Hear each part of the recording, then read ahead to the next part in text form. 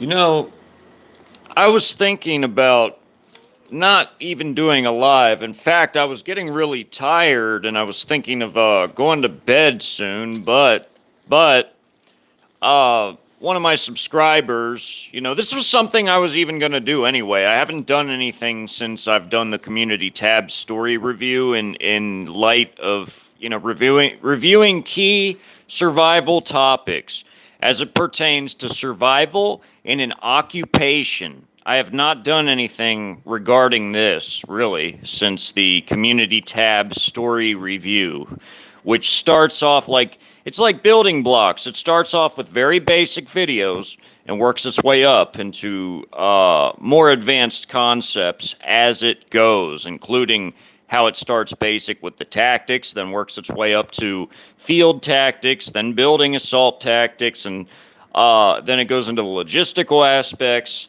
goes into field sanitation, goes into items, it goes into nomadism and semi-nomadism, which nomadism and semi-nomadism is how is that's what it's going to take in order to survive what is coming with the occupation.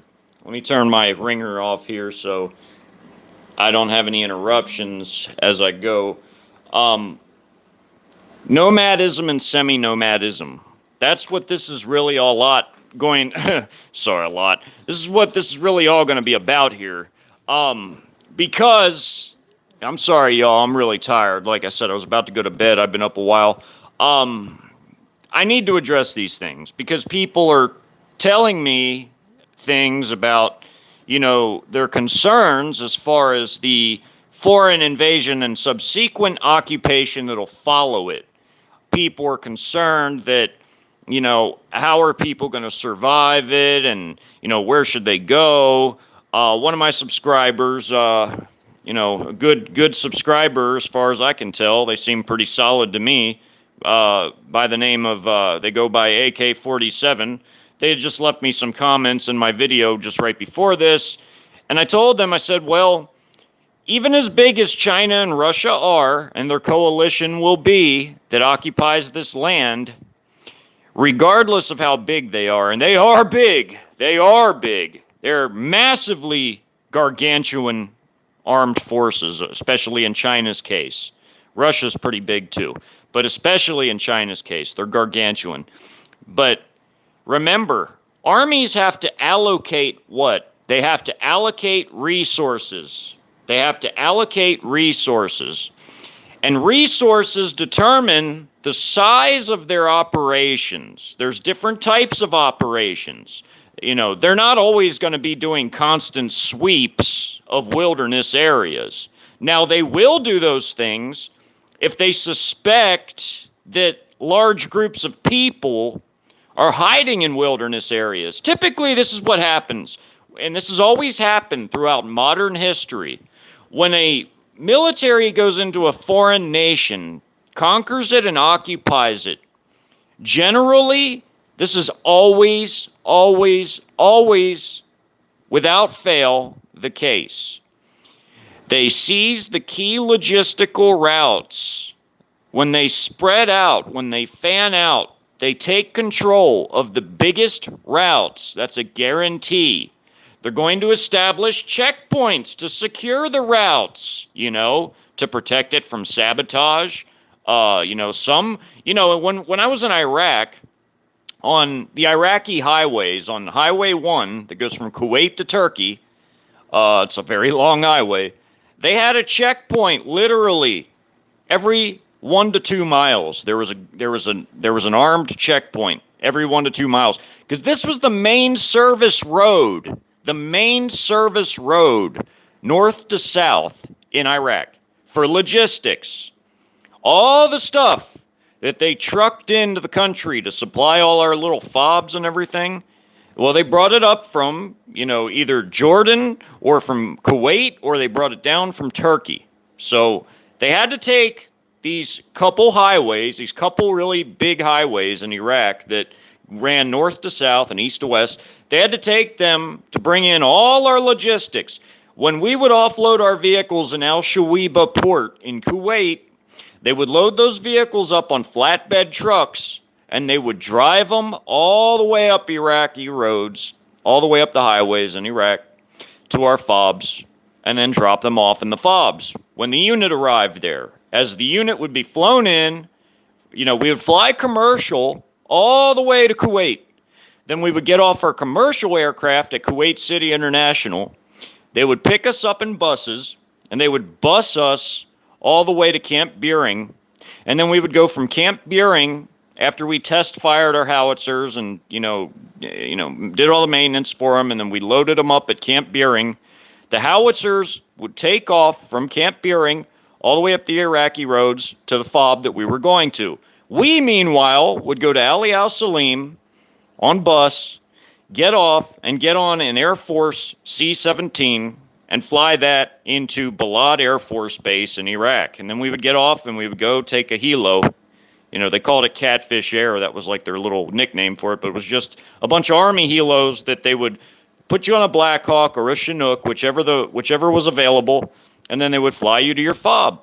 That was how we got around. So take the same concepts, put them with an Iraqi, put it with a Chinese and Russian occupation of America, like what I put in my stories, what I put in the story reviews, the whole playlist of Community Tab story reviews, where I address a lot of these concepts. Both sides, the invader, the occupier, and the partisan sides, I address all these different issues in that Community Tab story review. But I feel, and I have been feeling, that I need to do a vastly more in-depth, couple lives where I can cover all of these issues and address them in a very, very detailed manner. So where I can really go over these issues with a fine-tooth comb. Because back when I was recording and posting the videos into playlists, I only was able to do very short videos. I wasn't really able to, have the time allotted per video to make it as detailed as I really wanted to get with it. So now I can do that since I can go live, which allots me vastly longer stretches of time to be able to speak to everybody. So in a foreign occupation, let's start with a visual here. I'm just going to show you a visual because when I wrote the stories, the reason I wrote the stories was to highlight exactly what an occupation would look like after the invasion phase was over with, when America was conquered and taken over. So here we have the rural town of Broken Bow. Now they allotted, meaning they allocated specific units to this specific area.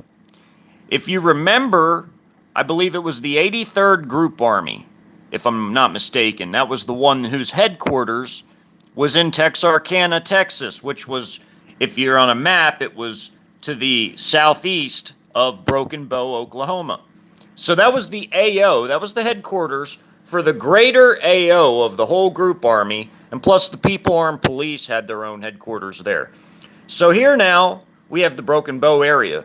All the units that were allotted, that were allocated here to occupy this area, here's Eagletown, here's Broken Bow, where they built them a FOB, a forward operating base. They turned the municipal airport into a walled-off FOB, built of HESCO barriers, T-walls, concertina wire, they put landmines outside of it, yada, yada, whatever. Well, they turned it into a FOB, and they had elongated the airstrip with some of their engineers from their National Construction Paramilitary Forces, their National Construction Corps, who landed, and they got to work elongating the runway. They built up the FOB. They put HESCOs around it. They had all their equipment flown in, like their backhoes, and they started building the walls. So they built this FOB up over time. Then they started to branch out. They built combat outposts. They built one here at the base of the foothills. They built another one here along the river, one here. This was like a supply one right here, a combat outpost to supply the other ones in the area. Now these little dots are roadside checkpoints, like what I was talking about with the highways in Iraq. Well, these are main logistical routes. Here's 259. Once they took over 259, they started establishing checkpoints every so many miles to guard the road. to keep partisans from planting mines or ambushes and things like that. That's the whole purpose of it. So when they would have the logistics built up to do massive sweeps of the area, they had to build up their logistics. How did they get logistics? Well, they flew them in and they landed there at the airstrip, or they drove them in. Coming up from Texarkana, they might have taken roads that connected here, that crossed the river here. See, these are lakes up here that feed into a river that flows down into the Red River, which connects to, eventually goes out to the Gulf. So, hey, P4 Plenty. Hey, Brogan. Hey, All Smiles. I can see you all now. What am I doing? I'm doing a very in-depth review for survival. I feel the need to go into detail about foreign occupation and the methods of survival by which people will need to practice to survive a occupation in very, very real terms.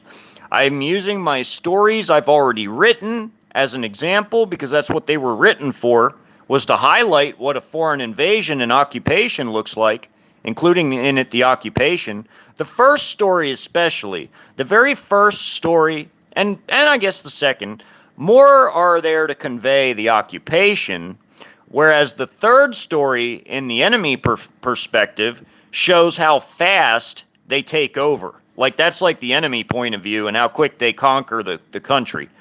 And then the fourth one is extremely short. It was only a 2-part story highlighting the Chi-Com Spec Ops hunting down partisan leaders out in the woods. So there were 4 stories in total. The first was the longest. The second was the second longest. They actually run from longest to shortest if you read them in order. The first 2 were pretty long. The third one's it's a little shorter, but the fourth one is extremely short. So from longest to shortest, the first to fourth. But then I'm doing my audiobook, which I'm not done with yet. That's going to be quite a long story. I'm only like maybe a third of the way through it. I still got like 2/3 of it left to do. I'm only at part 10. So I really would like to do 30 parts, like close to the length of my third story, but reading it takes immensely long. So to fully read that story about the invasion and a little bit into the occupation, that's going to take a lot of time to do 30 parts. So I still got 20 parts left. So I need to highlight and review these concepts because people need to understand what this is going to be like if they haven't read those stories and they're not listening to the audiobook. I'm going to make this one for people to just do like a really quick once-over sort of review. So in an occupation, your enemies are going to establish forward operating bases like the municipal airport. They're going to establish combat outposts and checkpoints. So they're going to want to control the towns, the cities. They're going to want to control human settlements very first. First and foremost, they want to control human settlements, which is your cities of all sizes, your towns, your hamlets, villages, whatever you want to call it. And then they spread out into rural areas. And what they do is they do sweeps, but they have to build up food, water, fuel, spare parts, medical supplies, bullets, artillery shells, rocket artillery, all of that stuff, extra tires for their wheeled vehicles, extra tracks for their track vehicles, all these different things they've got to stockpile. All the boots for their troops in case their footwear wears out, they got to have extra boots. They got to have people that will work on the uniforms. They have to have like seamstresses and all that crap. So they got to have people working on the fob. So they're going to import their we to the gur slaves, like in my story, and use them to do all the work. They're going to keep them cooped up in these like chicken coop little prisons on the fob because they oppress their ethnic minorities. They're technically citizens of China, but they're like second-class citizens because they get abused and basically are in a soft genocide. But they get mistreated in the story, and when the Americans liberate a Lao Gai is a Chi-Com slave labor camp. It's called a Lao Gai, Laogai. When the partisans in the story ambushed the Lao Gai from the woods and freed the we to the gurs, they now had access to people who spoke Mandarin and even could pass as Chinese, because some of them have those features, right? So what they did over time, when they would do like hit and runs on the Chi-Coms, they would take their uniforms and ID cards if they were able to get to them quick enough before the Chi-Coms could retrieve the bodies and equipment, which sometimes happened. But if they could get to the equipment, the uniforms, and the ID cards, they gave them to the We to the Gers, who would sneak into the fob to gather intel, do sabotage, and so on and so forth, like you saw in the first story if you had read it. So, but all of that aside, here's how the occupation works. They build up their logistics, they build up their forces. When they determine there's enemies present anywhere, they're going to have sweeps. When they control a route, they can do it in sections. Because now, look, they got checkpoints all up this route. So they control this road. So the enemy forces, when they leave the fob, they drive through the town, convoy through the town. They go up Route 3 here. And then they can spread out at the base of this road, at the base of the valley. And then they can sweep north. And then they can sort of like go back around and take 259 back to the fob. They can do a big loop. They can do a big loop when they're pushing through to clear. That's just one example of the types of sweeping operations. But to do an operation like that, you have to have a fuel buildup. You have to build up the fuel, the ammo, the artillery, because you're going to want to shell certain areas to provide artillery support. You know, you're going to want to have aircraft to call in for airstrikes.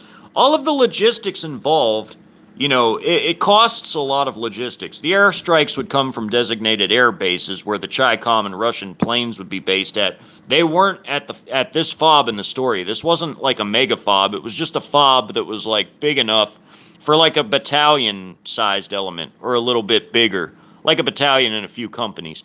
But they expanded the fob later because they ended up having to move a whole brigade in there because the resistance was so thick that they had to move another brigade. And they, from Texarkana, they sent them another brigade, and they had to expand their fob so they could station a whole brigade in the area because the partisans were resisting that hardcore by the end of the story. But when they fled town, when the Chi-Coms first entered and came up this way, because you see the people here, by the day, it was the day the war ended, they had no idea what happened. The power was out, the internet was gone, there was no telecom, it was all gone. They didn't know what was going on in this town. If you read that story, they had no idea. And a lot of veterans lived in this town in the story. A lot of combat vets and some other veterans that maybe didn't have combat, but they had the training experience. Well, here's what happened. One of them was hunting, the guy Gary. He saw and heard a noise, and it was the noise of the Chi-Coms moving into the airport. So what happened was he raced back, told the people in the town what he saw while he was out hunting, and the people got ready. They actually had a blessing from God. They had an advanced warning that there were foreign troops messing around at the airport. Then the scouting party did a recon in force where they attacked the town to gather intel and do recon, probe it. They attacked, did a recon in force, went back and reported, but some of them stayed in the center, if you remember. And they set up an observation point, an OP, an observation point. Then the next day, heavy artillery came in and struck north of the industrial area and north of the town for terrain denial missions. Terrain denial, meaning that the people couldn't use the area because there were shells and rockets raining on it. So they did terrain denial missions, and the people were all woken up and startled out of their sleep, you know, the ones that fell asleep, but they were mostly all awake anyway because they'd been attacked the day prior by Chi-Coms, and they did a precision airstrike at the southern point of the town where there were resistance from the scouts. So anyway, to make a long story short, they then came in and circled the town, and very few people managed to get out of the town by the time it was encircled. Most of the people had left, but only about half of the townspeople made it out. The other half got stuck and killed or captured. So the other half went up here into the foothills, into the mountains. They established a little camp. They ended up being up here for about 30 days. But the point of this entire thing I'm talking about is this. You cannot stay in one place for too long, because while your enemy is consolidating, building up their fob, consolidating, importing their logistics, they're building up for an operation. And that's exactly what happened. They ended up sending up a battalion to block the road. They sent their PAP to the north to block this area. See, the lake was blocking things here. And then they had their forces that were already stationed here. So they were blocked in. So some of them escaped by boat. They tried to ferry them across back and forth by boat, but they were mostly trapped. And very few of them broke out this way. And what ended up happening was they got split into two groups. The partisans, the Chi-Coms, had split them in half. So what you had was half of the partisans moving around as nomads over here. You had the other half moving around up and down the valley, up and down the valley. They got split in half by that sweeping operation. But after Skull Bash, they called that operation Skull Bash in the story, and they used Spetsnaz over here to terrorize these leaders here. They captured some of the partisan leaders here at a cabin.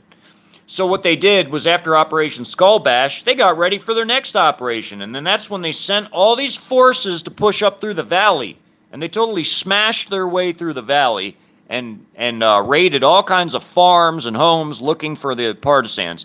So they ended up having to move around as nomads. Nomadism and semi-nomadism is what is going to save your life, potentially, in an occupation. Movement. You must move. You must always stay on the move. Because when they're sweeping up here, you want to be moving down here or wherever. You know, you want to be away from where they are. You don't, like, it's obvious. It's really obvious that you want to stay on the move. You don't want to ever stay in one place for too long. That's how they're going to get you, okay? Occupations work exactly like on this map. In a rural area, you're going to have key roads that are occupied with checkpoints. All the towns will be occupied, like in the story, how they were Sinofying Eagletown. They were putting up their little Chi-Com CCP and national Chinese flags of the regular country flag of China and the CCP flag with the sickle and hammer, the party flag. They were putting them all over the town, and they were changing the street names to Mandarin characters and basically turning everything into a Chi-Com colony, like what they want to do. Well, they were starting to do that in Eagletown. They had a Lao guy for the we to the gers to work in Eagletown and repair things that were broken, destroyed. And then eventually the power came back on later in the story because the Chi-Coms restored the power. They had shut it off with a devastating cyber attack in tandem with anti-satellite weapons like their FK-2000s. So they had blinded us and turned off our grid for quite a long time. And later in the story, they had turned it back on. You know, the partisans were startled by it, but you know, they turned it back on because they intended on colonizing and Sinofying the whole area. But little by little, they kept freeing we to the gers who joined the partisans and helped their cause immensely because they caused a headache for the Chi-Com command by doing sabotage operations inside the FOB, intelligence gathering operations, and then eventually they lobbed mortars into the FOB. Sort of like what happened to the Americans in Iraq when I was there. I was on a combat outpost that actually got mortared. It's called Imam Mansour, but it got mortared by small mortars, the 40-millimeter mortars. One even got a direct hit on an MRAP and cracked the windshield a little bit. But other than that, you know, everything, you know, everybody was all right. Nobody got killed in that, thank God. But that happened one day while I was there. It was crazy. But anyway, they're going to be doing stuff like that.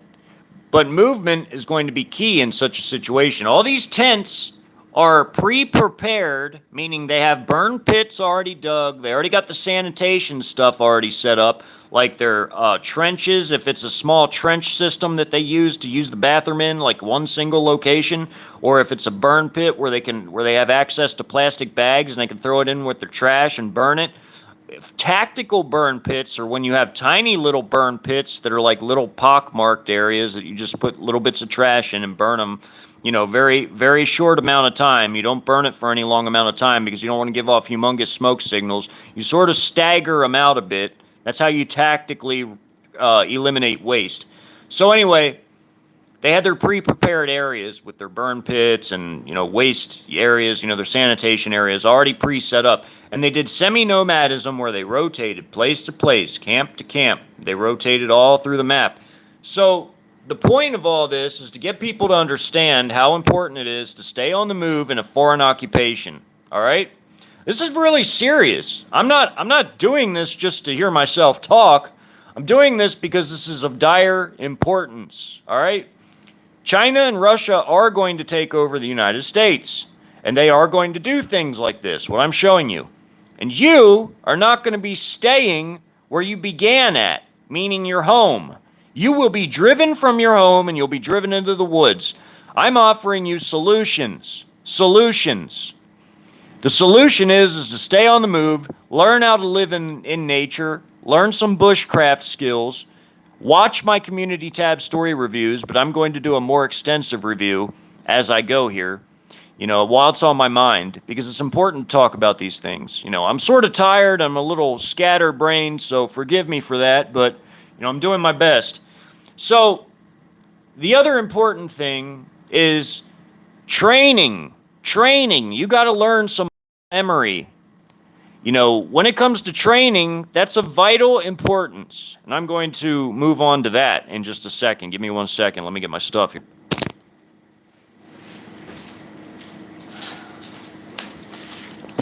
So, when it comes to training, you have different threat environments, different threats. There's different threat environments. You have like an urban environment.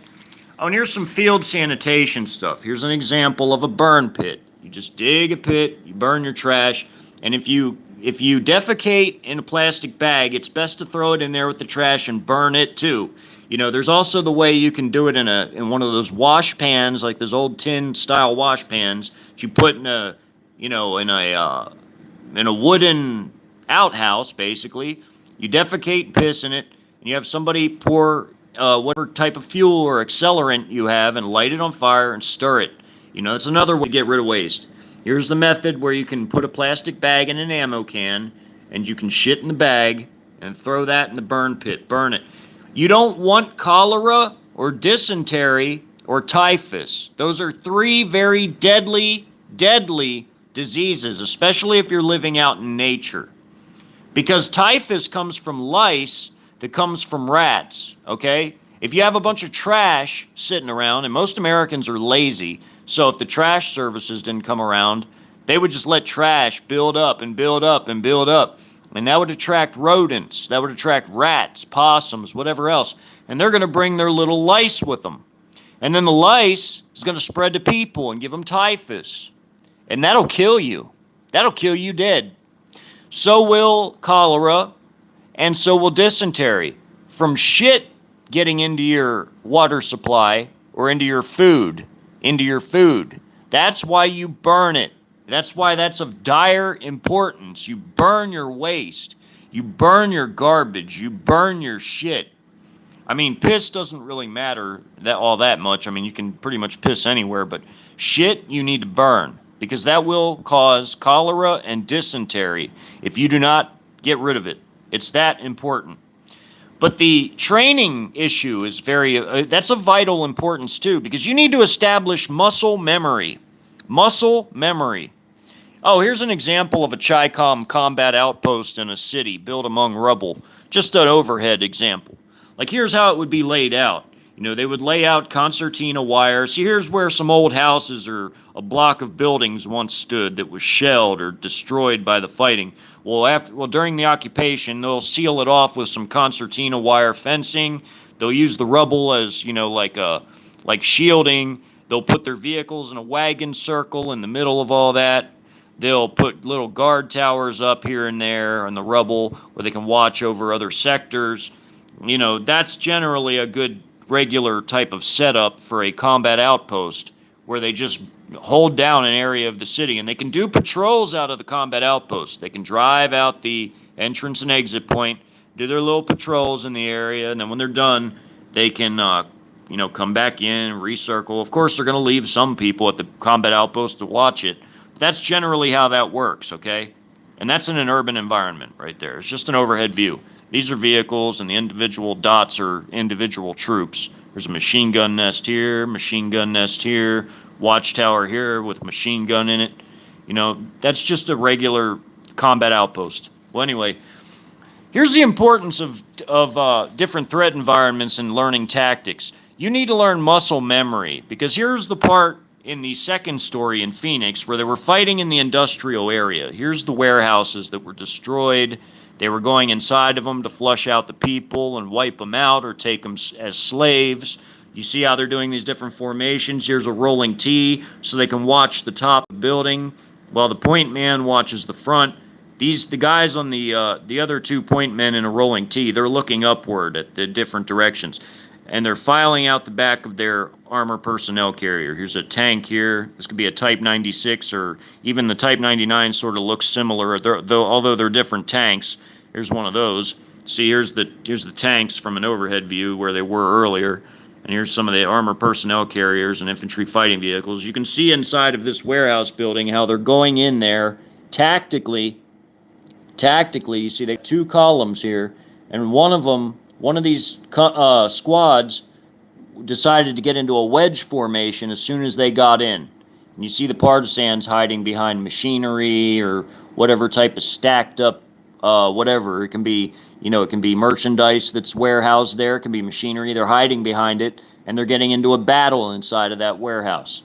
It's surrounded by tanks and armored fighting vehicles and APCs, IFVs. So, tactics are important when it comes to, learning them so that you can have muscle memory. It's the same scene as this. This is just an overhead view. This is like a side view. So, basically, man, I'm sorry, y'all. I'm tired. I'm just trying to, this is important. I want to do this while it's on my mind. You can simulate a training environment, essentially, by going out in the woods. You need to familiarize yourself with your firearm. That firearm needs to become your best friend. You need to learn how to disassemble it, clean it, maintain it. Maintenance is very important for a firearm. And if you have spare parts for your firearm, all the better, all the better. That's not to say you can't acquire them in a SHTF, World War III, foreign invasion situation, but that is to say that if you have spare parts, you're ahead of the game a little bit, because if something does happen to one of your firearms and you have parts for it, you can fix it. That's why I'm saying become familiar with whatever firearm you use, familiarize yourself with it, become extremely acquainted with it, become your best friend with it, learn how to maintain it and clean it, learn how to use it properly. Learn all the stuff you can about ballistics. Learn about the rounds that it fires. Learn about its capabilities. What can this round achieve and what can't it achieve? How many feet per second is it? How many joules of energy is it? The energy, meaning the bullet weight when it smacks into a target. The energy is very important, because anything over 600 joules, 680 joules, anything over 680 joules will cause hydrostatic shock and basically put down your enemy. That'll put your enemy down quick. So, interesting enough, even a small caliber, even a small rifle caliber that the 5.56 is, it's got extreme energy. The energy of that round is extreme. If it hits bone, it'll disintegrate bone because it's an extremely small, extremely fast-moving round. Same with the Russian 5.45 by 39. That's very similar ballistics to our 5.56. And the Chinese 5.8 by 42 is very similar as well, but it's a little bigger than ours, but it hits a little bit harder. But it's in the same class of rounds as the 5.45 and our 5.56 is. So become extremely acquainted with your firearm. M193 or M885 or M855. What's that, Xville? Yeah, you wanna get whatever types of rounds you can get for the 5.56 if you have it. I get all kinds. I like the green tips, the LPs they call them, light armor piercing. They're basically the military standard. You can also get the M193s are good too. I have boxes of all of those. Get whatever rounds you can. See, I have a 5.56 rifle.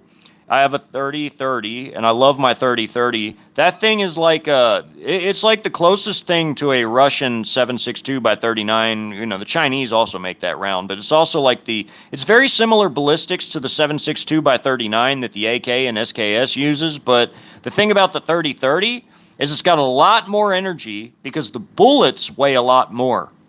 Those 30-30 rounds can go anywhere from 150 grain all the way up to about 170. And if you get special loads, You can also get 200 grain rounds if you get special loads, like people that have like their own ammo benches and they can reload. The reloading, if anyone has reloading skills, that's an extremely good skill to have in a situation like this. If you have a place out in nature where you can hide your reloading gear, that's an excellent skill to have if you have to live on the run as a nomad or semi-nomad. Remember what I've told you all before. You want to have caches and stockpiles because logistics are what makes or breaks you, like it does armies. They're stockpiling logistics all on their fob for whole units. But what about you as a single person? You should be stockpiling logistics out in your little pre-made campsites. Bury them somewhere where only you know they're at. That's about survival. How do you think the people in Broken Bow survived? They trucked everything out they could in a hurry, quick, fast, in a hurry. They trucked all the food, water, and ammo and everything they could out of town. They put it and buried it deep up here in the hills, the foothills and the mountains. Then they took whatever else they could and distributed it to other areas. They buried it up here. They buried some more up here. Here. See, they got a campsite up here. Here, they even had one in the valley, so when they cleared it, they had to hightail it out of there and go to their other campsites because they had to stay away from the advancing forces. That's a big part of it. You have to have scouts. When you have no communication, you got to have scouts that are on foot or on dirt bikes or something that they can be out of ways that you can have a perimeter. You need a perimeter of scouts so that when enemies are approaching, they can ride back or run back to you quick, warn you, everybody can pack up and you can get out of the way. You can do that. They used to do that in Iraq all the time. We had all this technology, yet our enemies would outrun us at times. They would get up and they would move ass out of a whole area that we were about to go in and sweep, and we'd find nothing. That happened all the time in Vietnam, too. They would go sweep areas in Vietnam and check villages for Viet Cong, and they'd be all gone. Because they had scouts. And the scouts would go back and tell them if enemy forces were coming. Same thing happened in Iraq, I mean, sure, there were times where they would ambush us and fight us, but really, they didn't like to go toe-to-toe with us because we had heavy weapons and they didn't. We had air support and they didn't, So there's a lot of times where they would do hit and runs and they would get out of the way quick. They'd move their asses out of there, man. I mean, they would be gone, The same thing will have to happen in an occupied United States. That's why I'm telling you all about all this stuff. This is a very important video.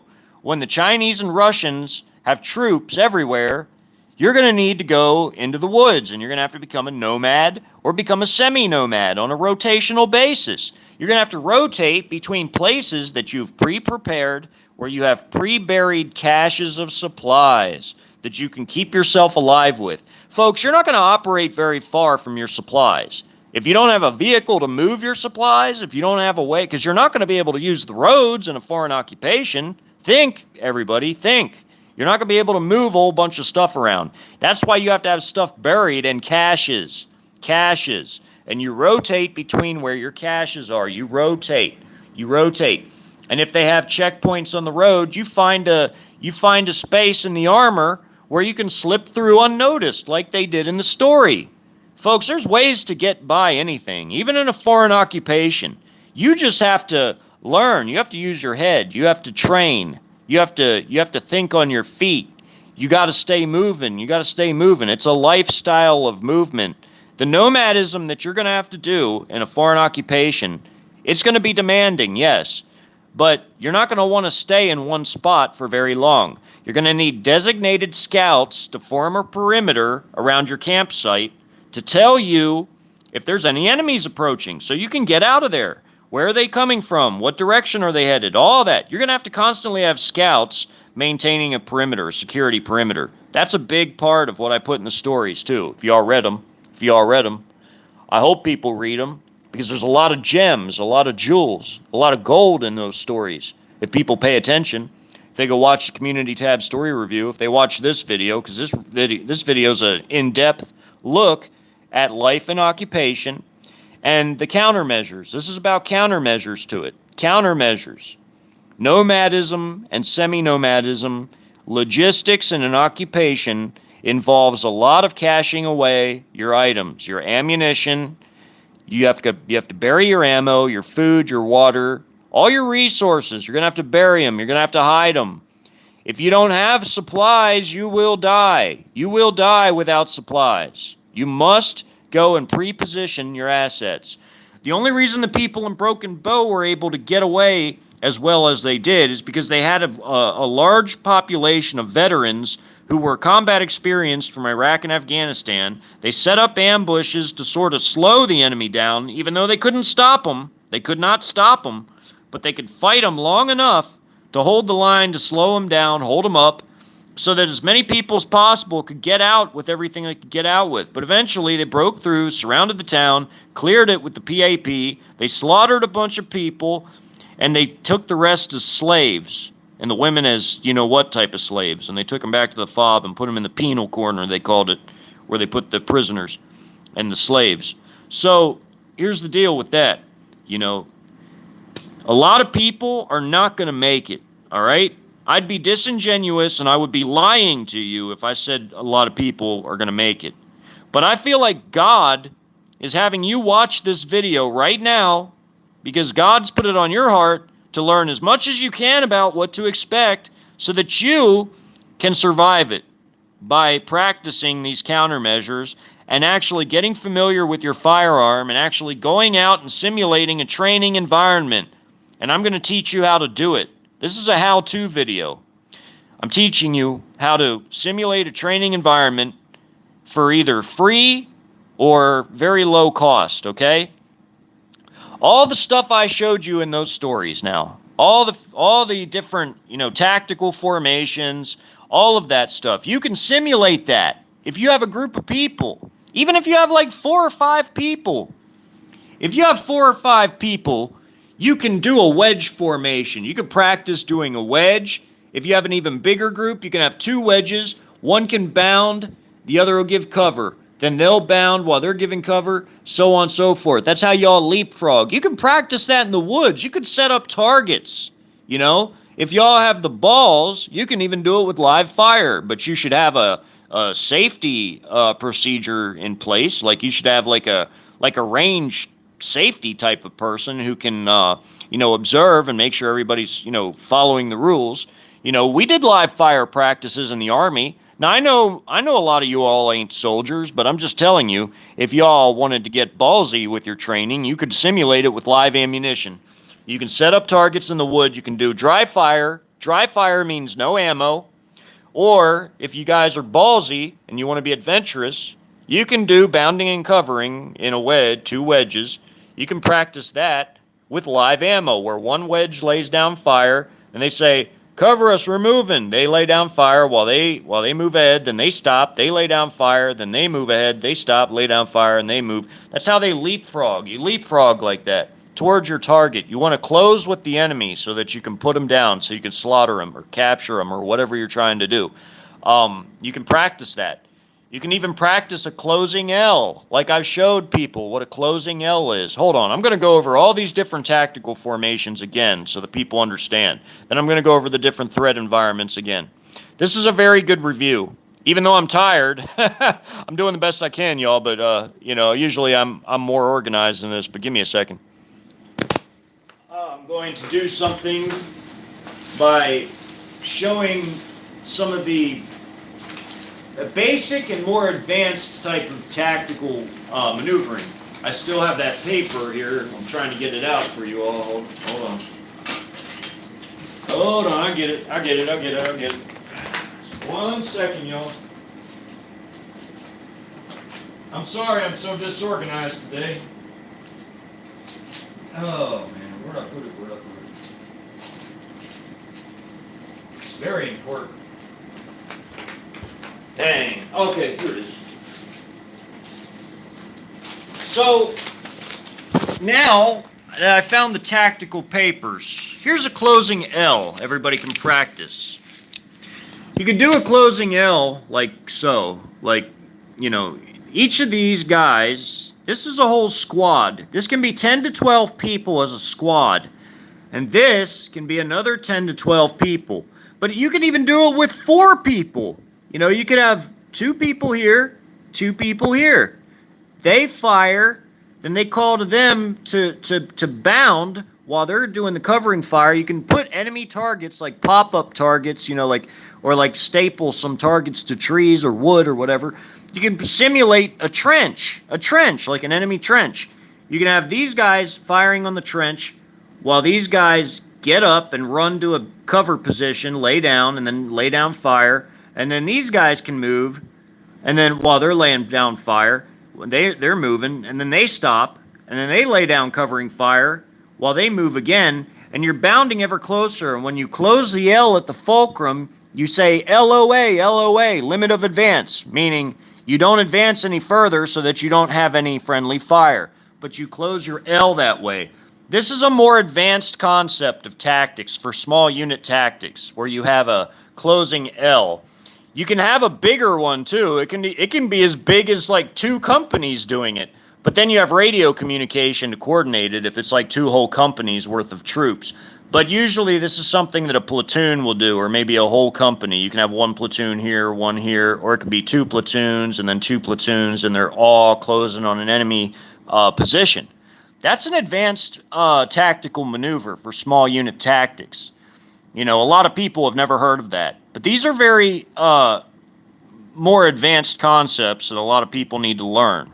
Some of these might save your life. These all offer here like 360-degree security. This is like a wedge back-to-back, the rolling diamond, or it can be a stationary diamond, where everybody, usually when a helicopter lands to drop off like air assault troops, they'll do a diamond around their helicopter. Some will come out this door, others come out, and they'll form a diamond around it. Then it'll take off from the LZ, but of course it'll be bigger, you know, while the helicopter's there, you know, because the blades, but they'll be in the, you know, they'll be taking a knee, or they'll be in the prone position laying down, but it offers 360-degree security, because all their fields of fire all overlap. You see how they overlap. They each take a sector. It's 360 degrees. They can move this way too. You can literally move this way, you know, as a rolling diamond, 360 degrees. Here's a rolling T. There's 3 point men in a rolling T. The center point man watches this way, and then these point men on the sides, they watch up. So here's a guy on top of a building, you know, this guy's watching up. He's about to smoke this guy on top of the building. He's opening fire, about to smoke this guy. You see, these guys are watching the side right there. So you see there's like 360-degree security all the way around, even up. So as they're moving, they're looking all the way around. It's like full 360, even like a dome. Like they've got a dome of like fire security. So because these guys are looking up, and that guy's looking ahead. See that? 360-degree security. These guys on the side of this building. So here's like an alleyway. This guy's in the alley. This guy's in the other alley. These guys are getting smoked, and then this guy on the top of the building, thinking he's slick, maybe about to throw a grenade or a Molotov, well, he's about to get blasted. So you see how that works? That's tactics right there. And these guys trying to sneak in from behind. This guy's wasting them. These are some tactics here that y'all can practice if you have a big enough group. So here's another situation. You got armor personnel carriers here. These guys are doing a rolling shield. You know, you can do a rolling shield to the left, or you can do a rolling shield to the right. If you have enemies firing at you from this way, they'll turn their turret and fire that way, and you can have a rolling shield on the side, you know. But usually when they're attacking from the front, like rolling forward, they'll come out of the back and get behind it. You see? Oh, hey, what's up, Snafu? Welcome, brother, welcome.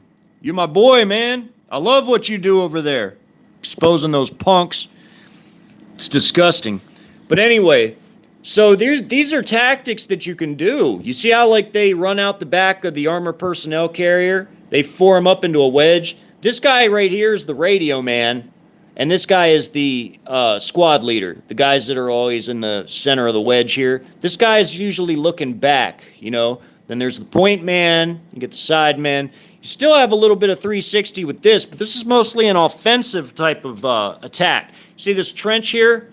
They're flanking them. They're coming in from the side as a wedge. And then the rolling shield's coming at them from the front, you know, laying down heavy fire with the guns here. So, you know, you got all that going on. And then you got the star formations over here. This offers 360. See, this is one squad broken into two groups. See, like you have a 5-man forming a 10-man squad, but they form into these stars, and they can break up. And the purpose of that is to go through an area with foxholes or trenches and have 360, so you could shoot down in the trenches like that. You see how, like, this one's a 12-man squad broke up into 4 stars, or 4 stars of 3 apiece. See how they're moving through, shooting down in these foxholes and trenches? They're clearing out the area like that. These are all advanced tactics that y'all can practice on y'all's own. Go out in the woods, simulate these things. Set up targets, get you and your friends to practice. The closing L is probably like the most advanced out of all the ones I've shown, though. You know, these are great tactics that you all can practice. You all can become tactical masters when it comes to small unit tactics. You all can do it. You all can obtain mastery of it. Then you'll have the muscle memory, so when we get invaded by the Chinese and the Russians and all of them, you'll be able to defend yourselves effectively. You know, you won't be some newbies. You won't be some regular civvies. You'll be like civilians that are empowered. You'll be empowered. You'll be able to defend yourselves. And if you cooperate in a team, you have a team and a group, and you cooperate, like you guys like form that tight of a bond that you guys can work as a team that effectively, you guys can master this stuff, you and your survival groups. You guys can become tacticians, and you guys can learn how to overcome situations such as enemy trenches and foxholes, enemy stronghold positions that you can outflank and close in on, like an L, shooting this way, and gradually moving in because you're bounding and covering. While one's laying fire, the other moves forward. They lay fire, then they move forward as you're closing on the enemy. That's how that works, you know. So these are different tactics, you know. And then I've got the building assault tactics, some of the most important things of all, because houses are going to get their doors kicked in. Big buildings will get assaulted too, like this. This could be an office or a hospital or whatever, you know. There's different ways they're assaulting this building. You see, I got a Chinese Z-20 helicopter. They're dropping off their air assault troops to either go down the door here to raid it, or they're going to, you know, do a grappling hook and kick through the window that way. Then these guys here, they're shooting out the window, throwing up their grappling hook. Then they're deploying hand grenades through there. And these guys are running out because obviously they don't want to get blasted. Then they throw the grappling hook, and as they go in the room, one guy takes a corner, another guy takes a corner, and then all the rest come in. Then they stack on both walls. The squad breaks up into 2 groups. There's 5 here, 5 here. When they go out the hall, one runs across, takes this side, one takes this side, you know. So these guys are doing a rolling T. They're coming out the armor personnel carrier. These guys are looking up, shooting at these dudes in the windows up here, you know, the guys on the end, and the guy in the front's going in through the front. These guys are watching all sides, you know. So these guys, their wedge runs at this wall. Then they stack on the wall, shoot out the windows, and come through. When they come through, here they are in the building. One here and one in this room. They ended up in 2 different rooms. Then they go through, clearing the rooms. As they kick in the door, one runs here, one runs here, and one runs here. And if they encounter enemies, they run in shooting, and then they each take their corner. Clear! And then they come out. It'll look something like this. The room. This room here is shown here. One waits outside of the 5, and the other 4 run in, take a corner, shoot. See, they're shooting the guys to make sure they're dead. This is building assault stuff. Like, this is how they would do it. I'm showing you the diagrams. Like, this is what it looks like, y'all. Building assault tactics. When they move down the hall, like the hall, here or here, as they move down the hall, here's your shield bearer with the ballistic shields up in front, the point mans on each side. There's a guy watching the back, and this guy's watching the back diagonally. The guy in the center can either help the guys up front if they encounter trouble, or they can help the guys in the back. But then this guy's watching this side, and then this guy's watching this side as they're moving up. That's tactically how they clear hallways. There's really, like, once they're in like that, there's really no way to stop them because they got their shields up, they got their 360 perimeter on, they're moving through fast, they're blasting their way around. That's how building assaults work, y'all. Different ways they work. So these are advanced tactics and advanced concepts. Here's how they can run across either a hallway or a street. If it's a street, or a hallway. You got the number 1 man and the number 2 man. He's not flagging him. His rifle's kind of canted off to the side. They do the high-low, where they both peel around at the same time and each take a corner, this way and this way. And while they're doing that, these 2 guys can run across, because these guys already took out the guys at the end here. This could be a street or a hallway. They already shot them. These 2 did when they did their high-low, and they peered around the corner with their rifles. They each took a corner to guard it so that these guys could cross. They ran across. Then they took the same position, high-low. And then as they did that, these guys ran across, and they reformed their force, and they moved on. That's how you tactically cross halls and streets, like that. That's how you do it. These are advanced battle tactics. These ain't nothing for, like, no newbies. If you want to, like, learn some real shit, I'm sorry, I'm tired. I'm kind of, like, loose a little bit. I'm wore out. I've been up all night. But, you know, if you want to learn some real shit with tactics, pay attention to all the stuff I'm showing you. And you can learn and practice this on your own. It doesn't cost a lot of money to simulate something like this in the woods. You can lay out yarn or string and make rooms out of string. We used to do that in the Army. We would make fake houses, like use your imagination, like lay string out and lay it out in the form of a building and lay it out in rooms. And you would stack along the string and pretend it's like a real wall, like you're in a real house, and do a dry mission where your weapons have no ammo, you're unloaded, but you do a dry mission to practice the concepts. And you go through the rooms, you know, with your weapons unloaded, but you simulate like you're clearing the room. You can do it with string. You could go out in the woods and do all this stuff. This is what I'm telling you guys. This is easy. This is easy. I think people are just lazy, though. They just don't want to do this stuff. But if they learn it, they'll get muscle memory from it. So when we do get invaded and annihilated by Russia and China, you'll be able to survive it while all the fat, lazy, obese, lazy people get slaughtered. I want people to make it. That's why I do what I do on this channel. I want people to survive what's coming. I don't do this shit for no reason. I don't sit here and take the time to draw all this out for no reason. I care enough to come on here and spend my time to show this kind of shit to people. And it's like nobody really watches it. It's like, damn, it's like, wow, I take all the time to draw all this stuff, freehand all this stuff, and show these things. These are advanced concepts, and I'm trying to give these nuggets of wisdom, of knowledge to people. It's like most people don't want to use it. I'm giving a lot of people, potentially, a way out. I'm telling you how to survive this stuff. This is real stuff. I'm sure you could tell by the tone of my voice that I'm very serious. This is real stuff. You all need to learn it. Time is running out. Man, people should really watch my documentaries and my free. All of this is free. I don't hide this shit behind a paywall. This is free. Free to all. Free to anybody that wants to learn. This is free. I don't hide this from nobody. It's all here for you guys to learn. Some tactics, some concepts. There's stories that simulate exactly what this is going to look like, and it will look like it does in my stories. I guarantee you.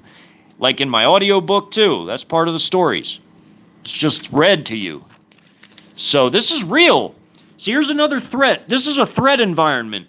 See, here's a ditch, like a drainage ditch. This was the underground tunnels that led into the drainage ditch in story number 2 that I typed out in Phoenix, Arizona, how they have the underground, sort of like other cities in the West, like Vegas and other places. Well, they're coming out of these tunnels into this humongous ditch in the desert.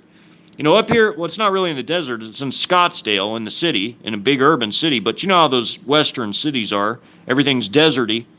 Here you got a convoy passing of armored personnel carriers, but that's above. That's like uphill on the road that's above the underground tunnel.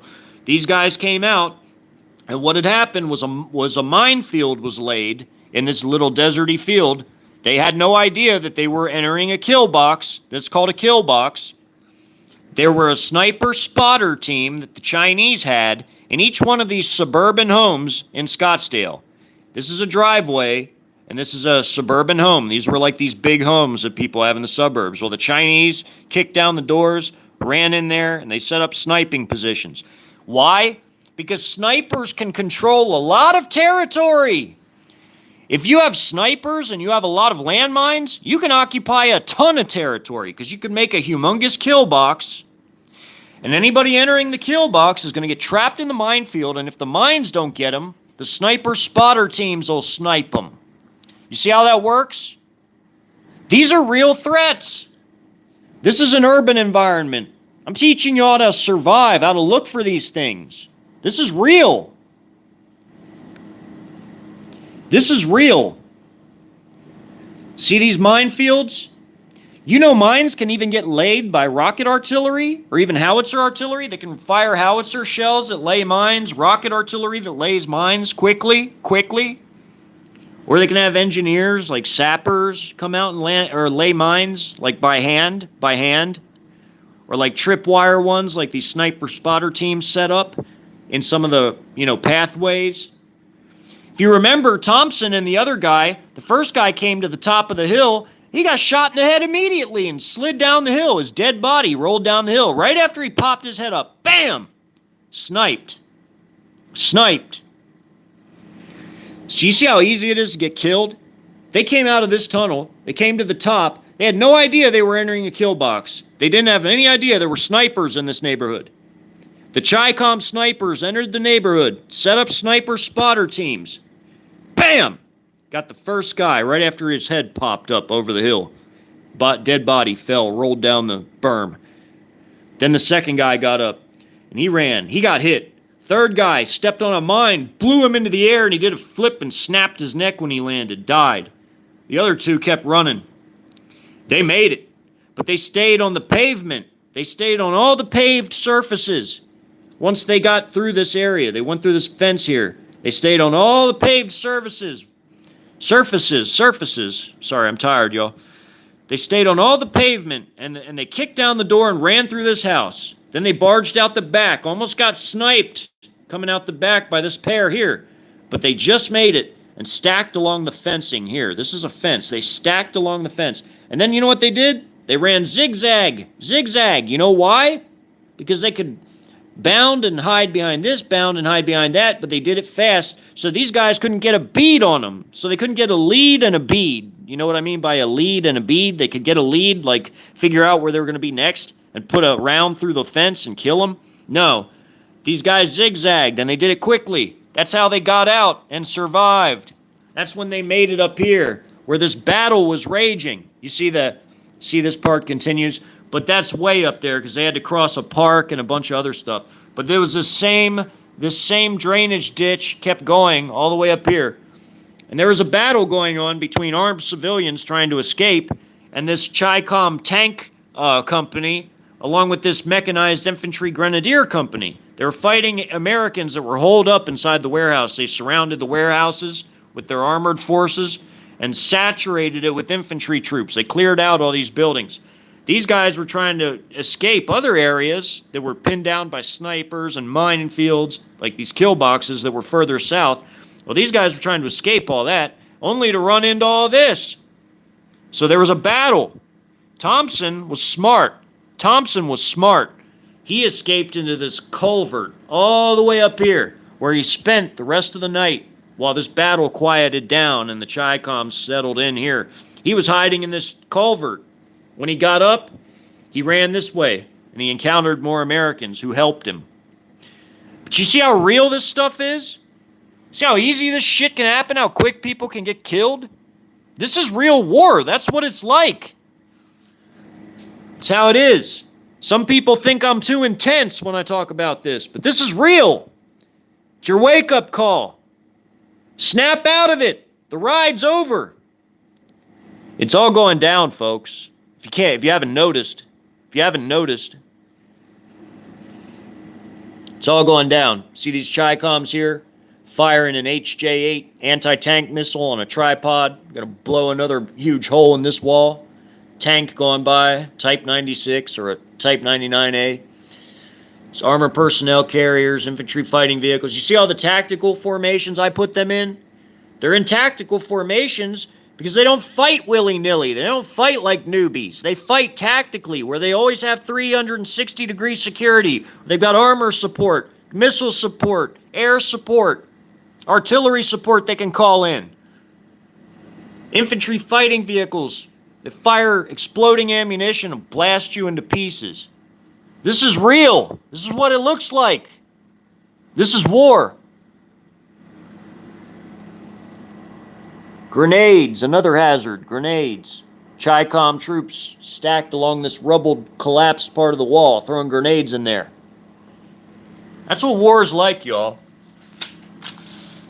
Here's their helos flying over a leveled phoenix that's been carpet saturated by ordnance. See all the buildings that are barely left? All the rest of it's smoking, ruined, rubbled. They're flying their cargo or troops out to a combat outpost. Z-20 helicopters, utility helicopters, Chinese. See all that? That's real. That's the type of shit that happens. Another battle scene. Up in the mountains in Montana. It's a Chi-Com PAP unit. Here they come with their light tanks and their infantry fighting vehicles. I put a lot of detail with a pen. This was hard to draw with a pen, to get all this detail in it. Infantry fighting vehicles and armor personnel carriers and their Type 62 Guy tanks, their Type 62 Gs. Took a lot of time to make this, put all that detail in it. Here's another squad in a wedge. This guy just fired a rocket-propelled grenade. So these guys up on the hill, their tank shells are hitting right below them. This Su-34 swooped in, dropped two 500-pounders, about to blast them into oblivion. There's another one swooping up after dropping its payload here. Here's artillery hitting the hills and the mountainsides. See all this? Yeah, Exfil, it's a shame, man. It's a damn shame. This place is going to be overtaken because we got betrayed and sold down the river. And Red China came in and took over everything. And they're about to come in hard. They've already come in soft. They already shaped, it's called shaping the battlefield. They fight war differently. They fight hybrid war, where they have a setup period, where they come in and saturate us and take over insidiously. They ruin us and parasite off of us and take things from us, right out from under us. Through economic and financial means, they buy us out. And then they station all their troops on all the properties they bought and the ports they've bought. They import their military. They bring it all in. All the Club K, the Caliber cruise missiles that are hidden in containers. When they invade, thousands of those things will be flying, man. It's like the whole air will be blotted out with them. They'll carpet munition our cities. They'll do precision airstrikes on installations and forces. It'd be crazy. See, these are ground attack aircraft. These Su-34s, they're ground attack aircraft. They're made to do precision strikes where they come in and drop a big payload and blast enemy forces to oblivion. They're doing air support for these Chi-Coms here. These people-armed police, fanatical CCP paramilitary troops. These guys are gung-ho about slaughtering anybody that gets in the way of the CCP. These are like the SS that were for the Nazis. These are like the Chinese SS, basically. The PAP. So, I hope everybody has really learned a lot today. Now, this is a very important review. See, here they are up in the mountains in their MRAPs. They have Tiger MRAPs. They're called Tiger MRAPs. See, this is up in the higher mountains on the mountain roads. They're going up there. These are their regular militia. They call them militia, but this is like the Chinese National Guard, basically, like their paramilitary version of our National Guard. This one's firing an anti-tank missile sort of like this way. It's hard to draw some of this stuff, but I do the best I can. Freehanding it. See, this is what war looks like, y'all. Total war. You know, it ain't nothing nice. And here they are overrunning Fort Hood, like in the third story. This is a Russian tank. This was Alexandrovich, the Russian tank commander, the Russian tank sergeant first class, basically. He commanded a tank platoon. This is his tank. This is the building on Fort Hood. See, the Chi-Coms are doing their building assault tactics, climbing up a grappling hook to go in the top floor. See how they're running with their weapons raised, shot out the windows. They're going up in there. All the detail I put in this stuff. Nobody watches it hardly. What a shame. What a shame.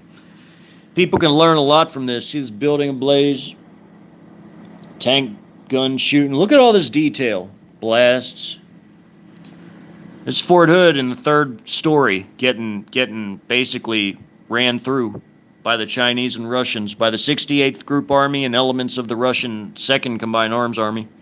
Or, I'm sorry, the 41st Combined Arms Army. My bad. See, this is war, man. This is just a glimpse of it. This is only a glimpse of it. Here's a convoy of Chi-Com forces. And see, this convoy was moving down in the first story. The convoy here was moving down 259. They were moving down 259 to get to the FOB.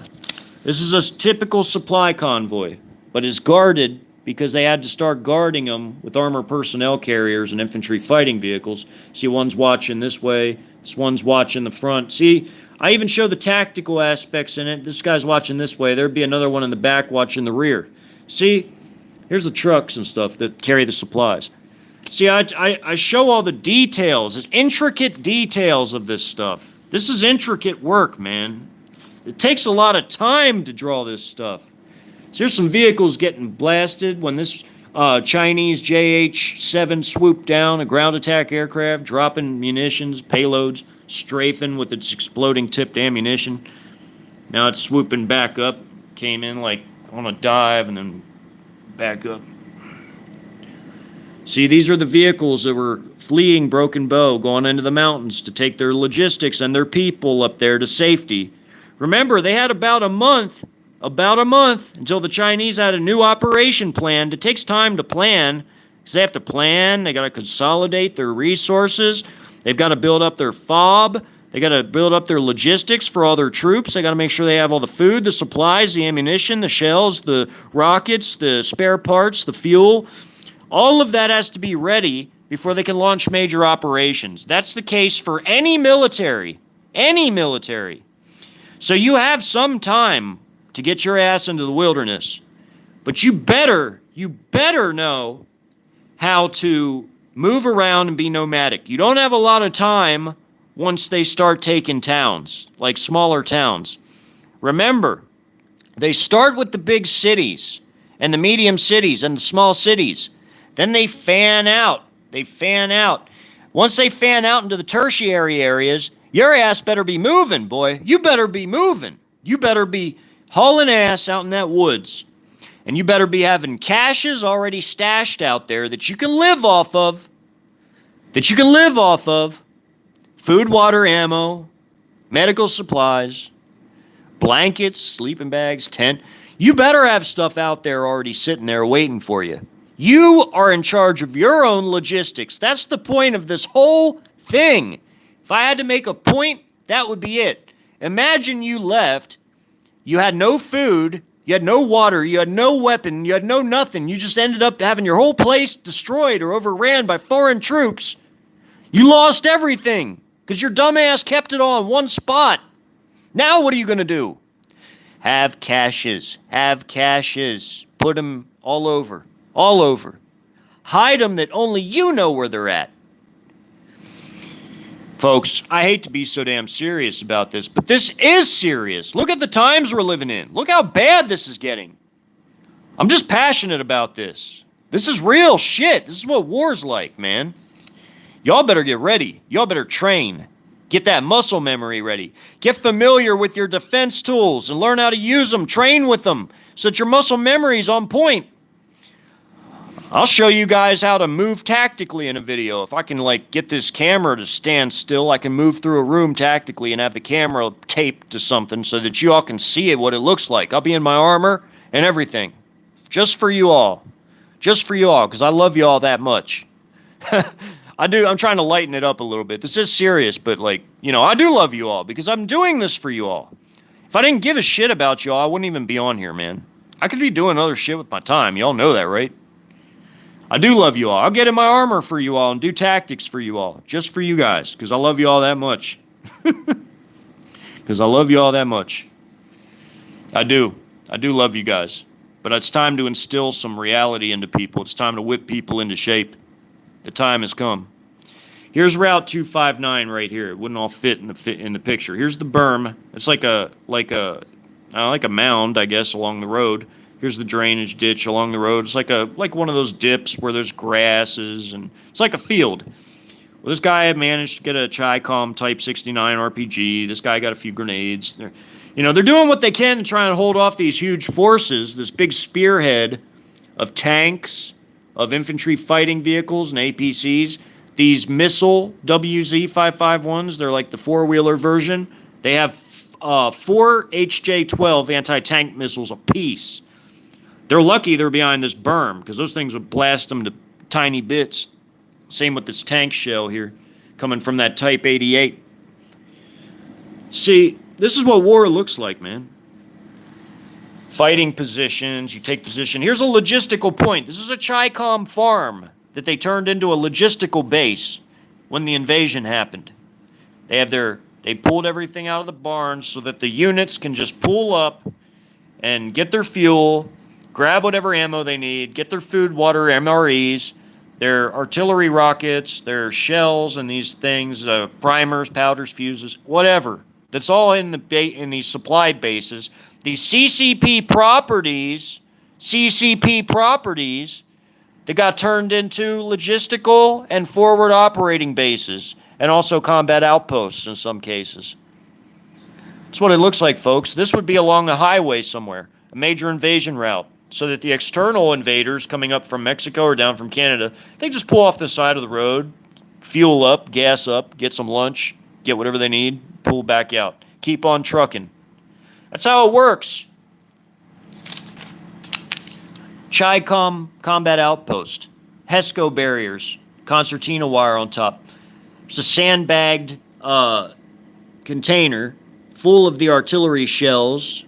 When they get deliveries of artillery shells and the powders and fuses and primers, they put it all in here under this sandbag container so it's safe in case the partisans lob a mortar in there or something. Big howitzers firing. See, they got a guard tower and a machine gunner up here. Another one here. See the blown up buildings, just husks of what used to be taller buildings over across the wire. See it?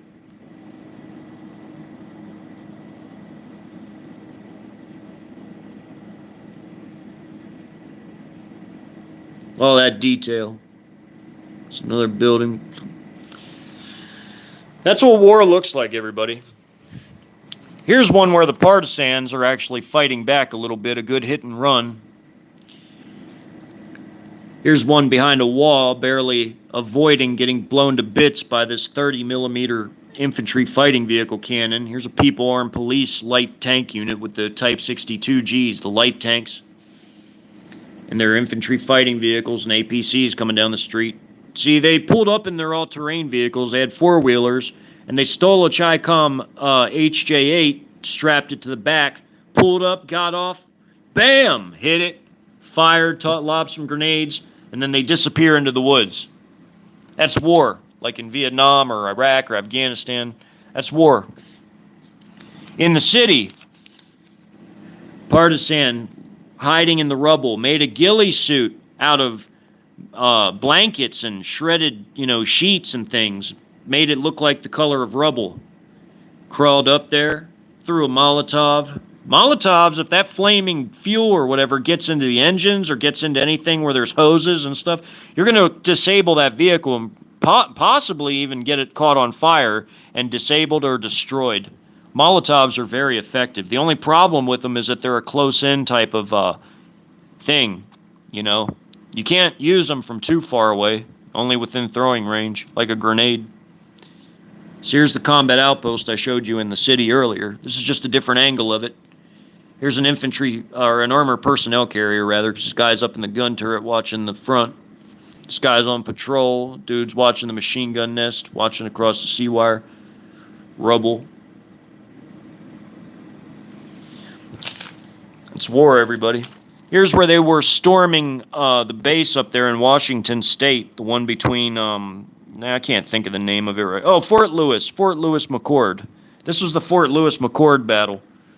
See, this tank platoon coming over the hill broke through the fencing here, got on the road, about to smash through the main gate, come into the base. They're already hitting it with shells, blasting this chain link fence open. See how weak the defenses are? It's not hard for them to take the installations. It's not hard for them to do it at all, especially when their properties are so close to them. And the bases aren't, I mean, these aren't like monolithic fortifications. These are like places with just simple fences that enemies can just ram through. Weak, very weak. That's what they did in the story, and that's what they would do in real life too. It's part of fourth generation warfare tactics. So here they are clearing a small town in Montana before they've totally blasted it to ruins. See, there's the stack team like I showed you earlier. Guy peering around the edge, taking the corner. See, there's some partisans trying to run across the street to the next building. They're quasi-tactical because this guy's trying to cover fire so these guys can move. Quasi-tactical. These guys are moving tactically. You see this guy's watching, the guy over here is watching the back. These guys are in the center. This guy's ready to peer around with him if he has to before they move. These guys are just running, hauling ass. This guy's shooting ahead, and this guy's about to jump over these trash cans with him. These are moving up the street. It's armored personnel carriers shooting at windows and whatever else, looking for enemies. Called in an artillery strike on an enemy position here. Here's what Phoenix looked like when part of it was getting carpet munitioned. It's blasting. There's a mix of incendiaries and high explosives, man, just blasting everything. This building hadn't been hit just yet, but all the other ones around it got smashed and gutted. Lit on fire, too. Just imagine that, man. This is what our cities will look like. This is what our cities are going to look like. Spilling rubble everywhere, and gutted buildings and blasting everywhere.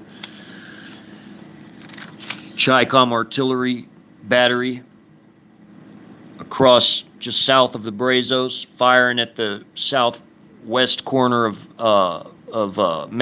Waco. There was a big battle at Waco. They were firing here. Here's only one of the companies going in. See, they're being fired at from the windows of these husks of buildings. They're firing out the windows and rubble.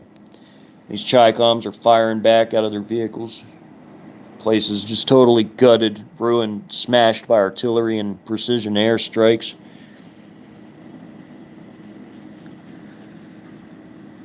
Yep. Dude pulling his lanyard. Pow! Guy running to get a new shell. It's hitting in the city and just right outside of it. Spetsnaz doing a diamond formation around their landing zone. Here's their hind. See their guys up in there? About to rappel down the ropes. Got more forces in there. There's their squad leader, Diamond. This dude got an RPG. They're armed with AK-74s, not 47s. They shoot the 5.45 by 39. They're bringing the 47 back into service, I heard, but that's just because they have a ton of surplus ammunition and they want to burn through it. That's what I've heard anyway. But the 74 is a much better AK, I think, in my opinion. I've owned one before. Y'all seen the picture of me with mine. That one I was holding in Guns Galore, that was the one I ended up buying a long time ago. I wish I never had to sell it. Had money trouble a long time ago, had to sell it. What I have now, I'm happy with. But anyway, here's the thing about threat environments. I think I've shown you all just about every single type I can think of. Oh, wait, I haven't. No, I haven't. Hold on. Let's talk about strong points. Strong points. In the third story, when America was just being invaded from the enemy perspective, you had strong points in that town that was in the story. I can't remember what part it was. It was later on in the story, but there was a town giving them trouble.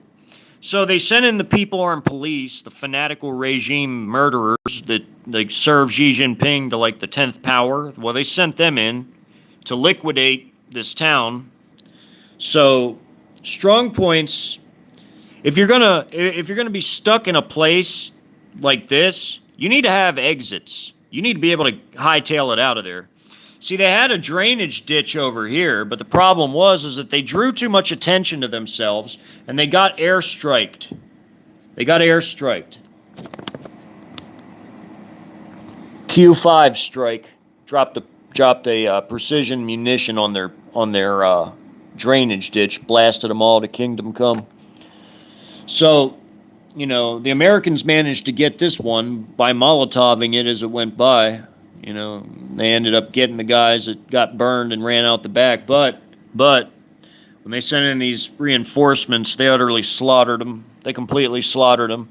See, in a strong point like this, they turned it into a strong point, but the problem was they had no exits. They had no exits.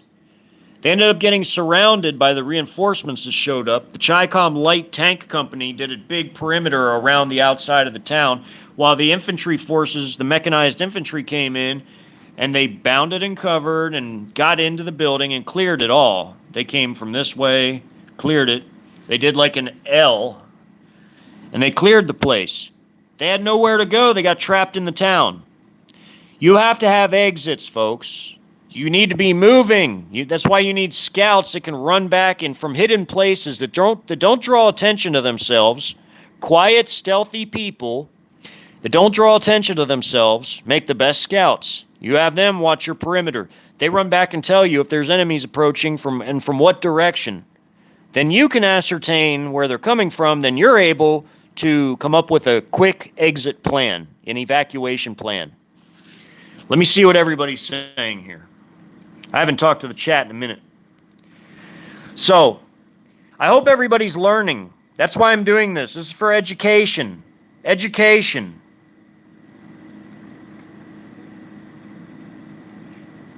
I used to live near you, Cheeto. I used to live in Bowie a long time ago. When I was married to my first wife, I used to live in Bowie. That's kind of close to Wichita Falls, Cheeto, sort of. Let's see what everybody's saying. Hey, Jennifer, how are you doing, love?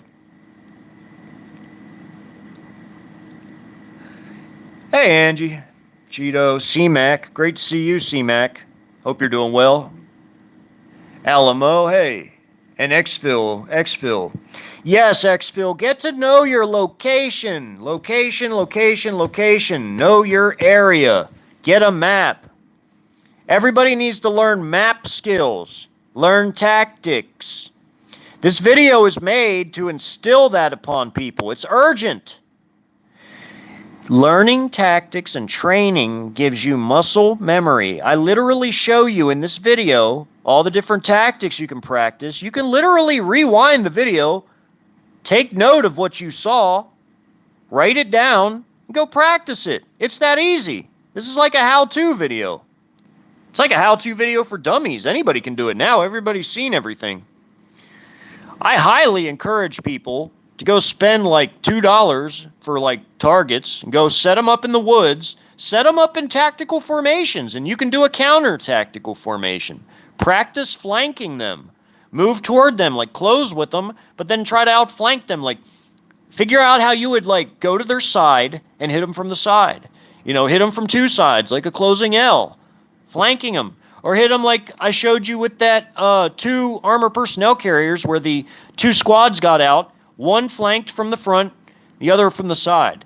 You saw how I did that. Like, just, you can watch all the tactical parts in this video. They're also all in the, they're a little worse, like, they're kind of cheaper, but, like, as far as the quality, the video quality, but You could go watch them in the smaller, shorter videos, the community tab story reviews. They teach you all of these things. A whole bunch of nuggets of knowledge and wisdom are in those videos. And in this video, I basically almost combined all those into one at the rate I'm going. But you see, it's very important to pay attention to this type of stuff. This is about survival. And whenever I make a survival video, it seems like nobody wants to watch it. And these are the most important damn ones. I can't figure people out, man. I don't understand people, man. It's like the most important shit anybody could watch. It's about living, man. Living or dying. What do you want to do? Teaching you guys survival skills, man. Real survival skills. I'm showing you what war really moves and looks like. I mean, sure, I got to show it with drawings, but, I mean, shit, I do a pretty decent job for just freehanding it. I mean, I show the concepts pretty damn well. Even in all the artwork. So, the thing is, you gotta learn this stuff. You gotta learn it. You know, you gotta learn how serious all this stuff is, man. This is real. This type of shit will get you, man. If you don't know about it, you're not paying no attention. See, paying attention is everything. If you move into a quiet area, you might be moving into a kill box. That's when you look around. That's when you stay low. It's when you shut up and pay attention and look around and be aware of your surroundings so you don't end up like these guys running into a minefield and getting sniped at the same time in a kill box. Pay attention. Now, I know you all ain't soldiers. I mean, some of you are, but, I mean, I know you all ain't like soldiers or combat vets, but I'm trying to impart my skills on people, and I'm trying to get people to understand the ride is over. Disneyland mentality is done. America's done, man. You better get ready. This place is crashing down around us, and it's going to get worse and worse and worse. And I'm trying to help you all survive an occupation. Even you can apply all this to an internal conflict, too. This is real shit. Yes, EMAC, exactly. Never rely on a freaking GPS. You need to rely on yourself, on your map skills. It's just going to be you and God when you're out there. And whoever else you're with, that God blesses you to be with, who can be a partner to you and not a hindrance, you know? Or the people you love that you want to protect. You know, whoever God puts you with, you all need to know some bushcraft skills and learn tactics. I showed you guys all the tactics that you could ever really need to know, like of the small unit variety. You all need to be learning this stuff. This knowledge I'm offering in this one video, all combined, is immense. And if people are too, like, blasé to know that, or if they're too, like, you know, I don't know. I don't know where people's heads are these days. I don't know why people don't watch these types of videos. These are the most important videos a person can watch. This might save somebody's life, man. It's important. Get familiar. Yes, Angry Scandinavian. And I'm so glad you're here, man. You know exactly what I'm talking about. I've been going on a rant for a minute. I'm tired, though, which is why. Usually my videos are pretty well choreographed and coordinated, but this one's not coordinated at all. But it was on my mind, and I felt it was urgent to discuss these matters before I went to sleep. Because if I went to sleep, I might not be in the mood or have the energy to do it when I got up. So I'm doing it now. Because I care about everybody that much.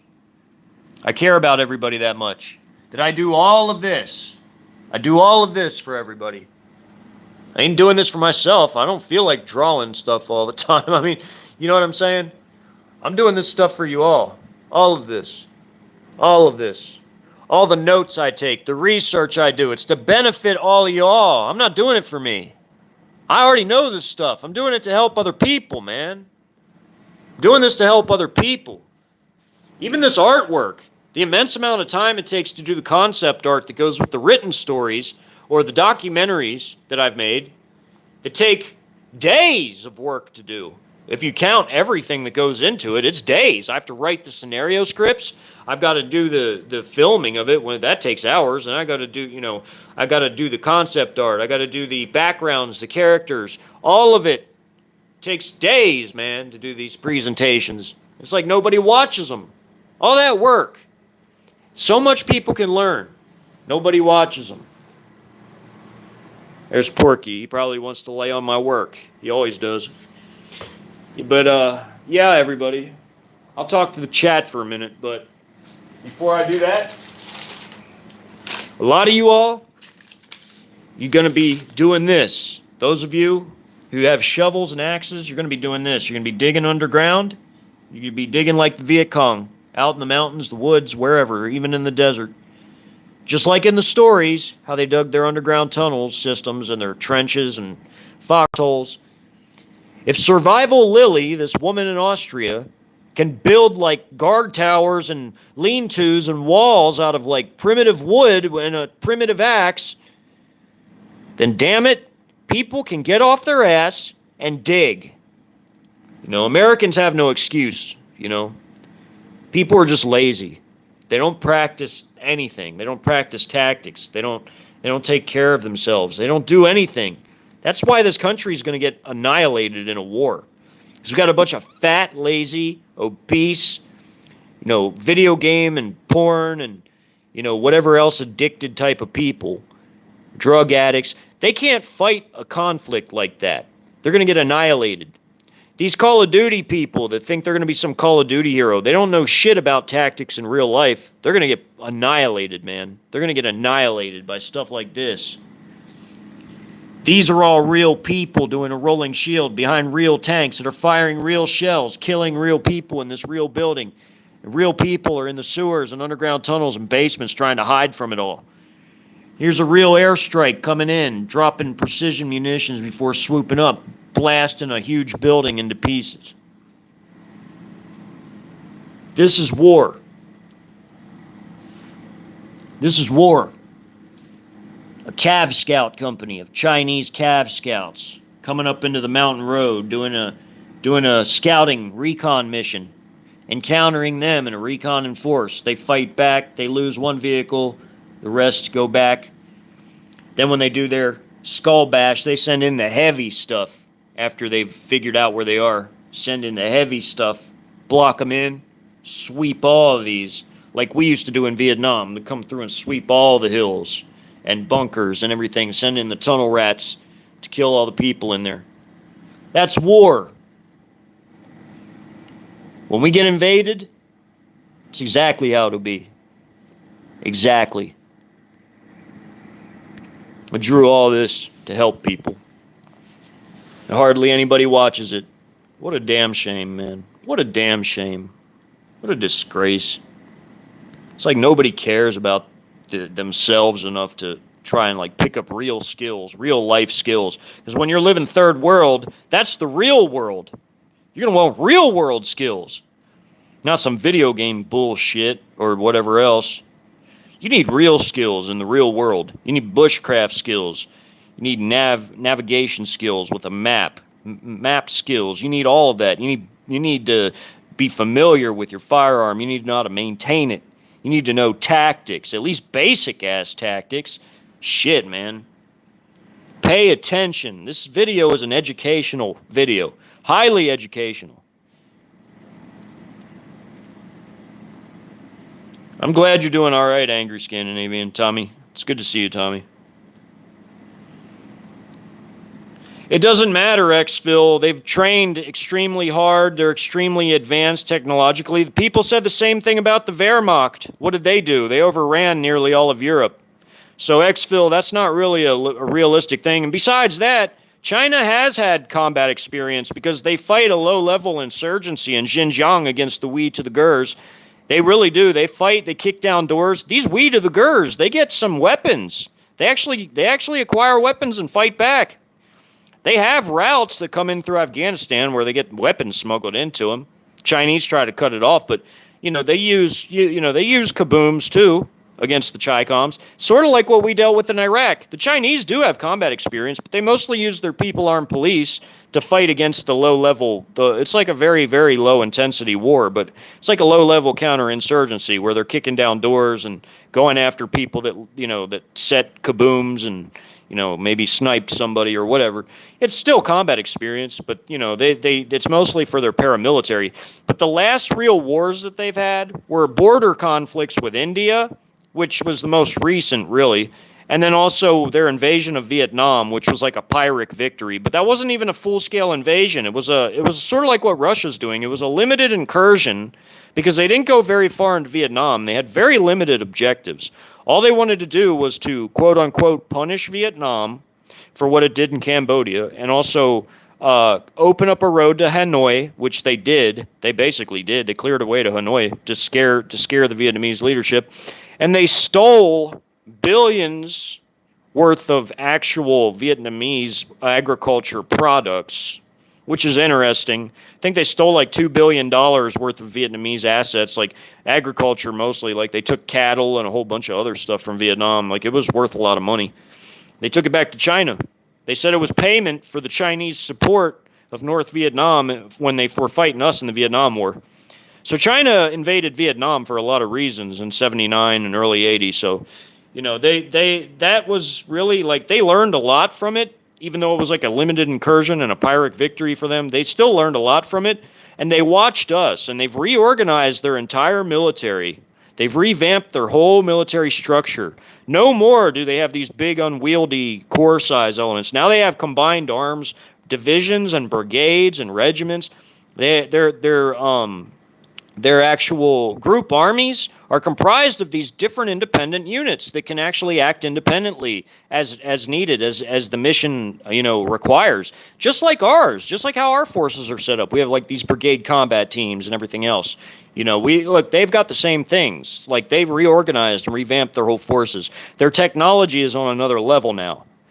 No more are they using old stuff. They've revamped everything. They always upgrade all their old stuff too. They keep their old stuff extremely lethal by putting modern things into it. And they have a huge quantity of old upgraded equipment, but they're churning out their new cream of the crop stuff. Their brand new stuff that they're cranking out. They're cranking out in ginormous numbers.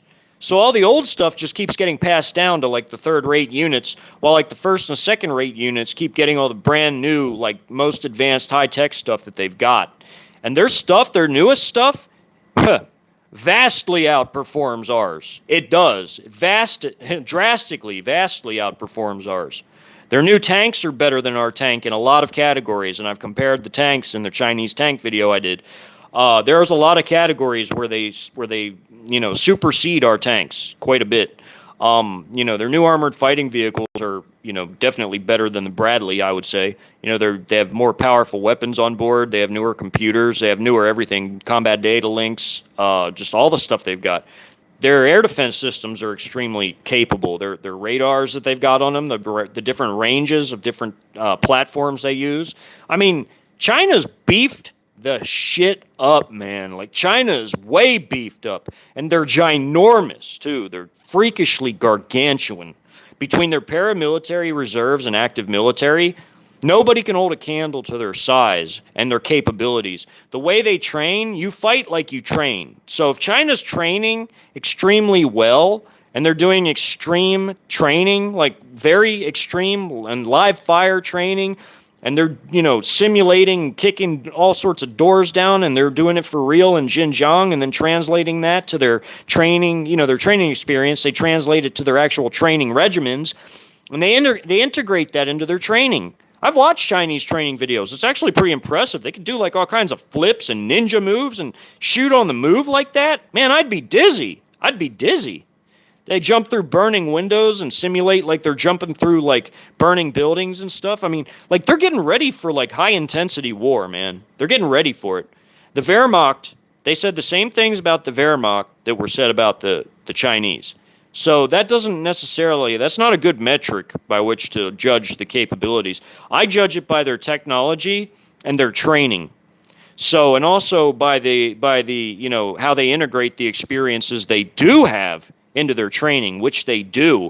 They even integrate our experiences into their training. Like, they've learned from all our Middle East wars. They've watched them intently. Only so they can use it against us, man. They're hell-bent on destroying us and colonizing us.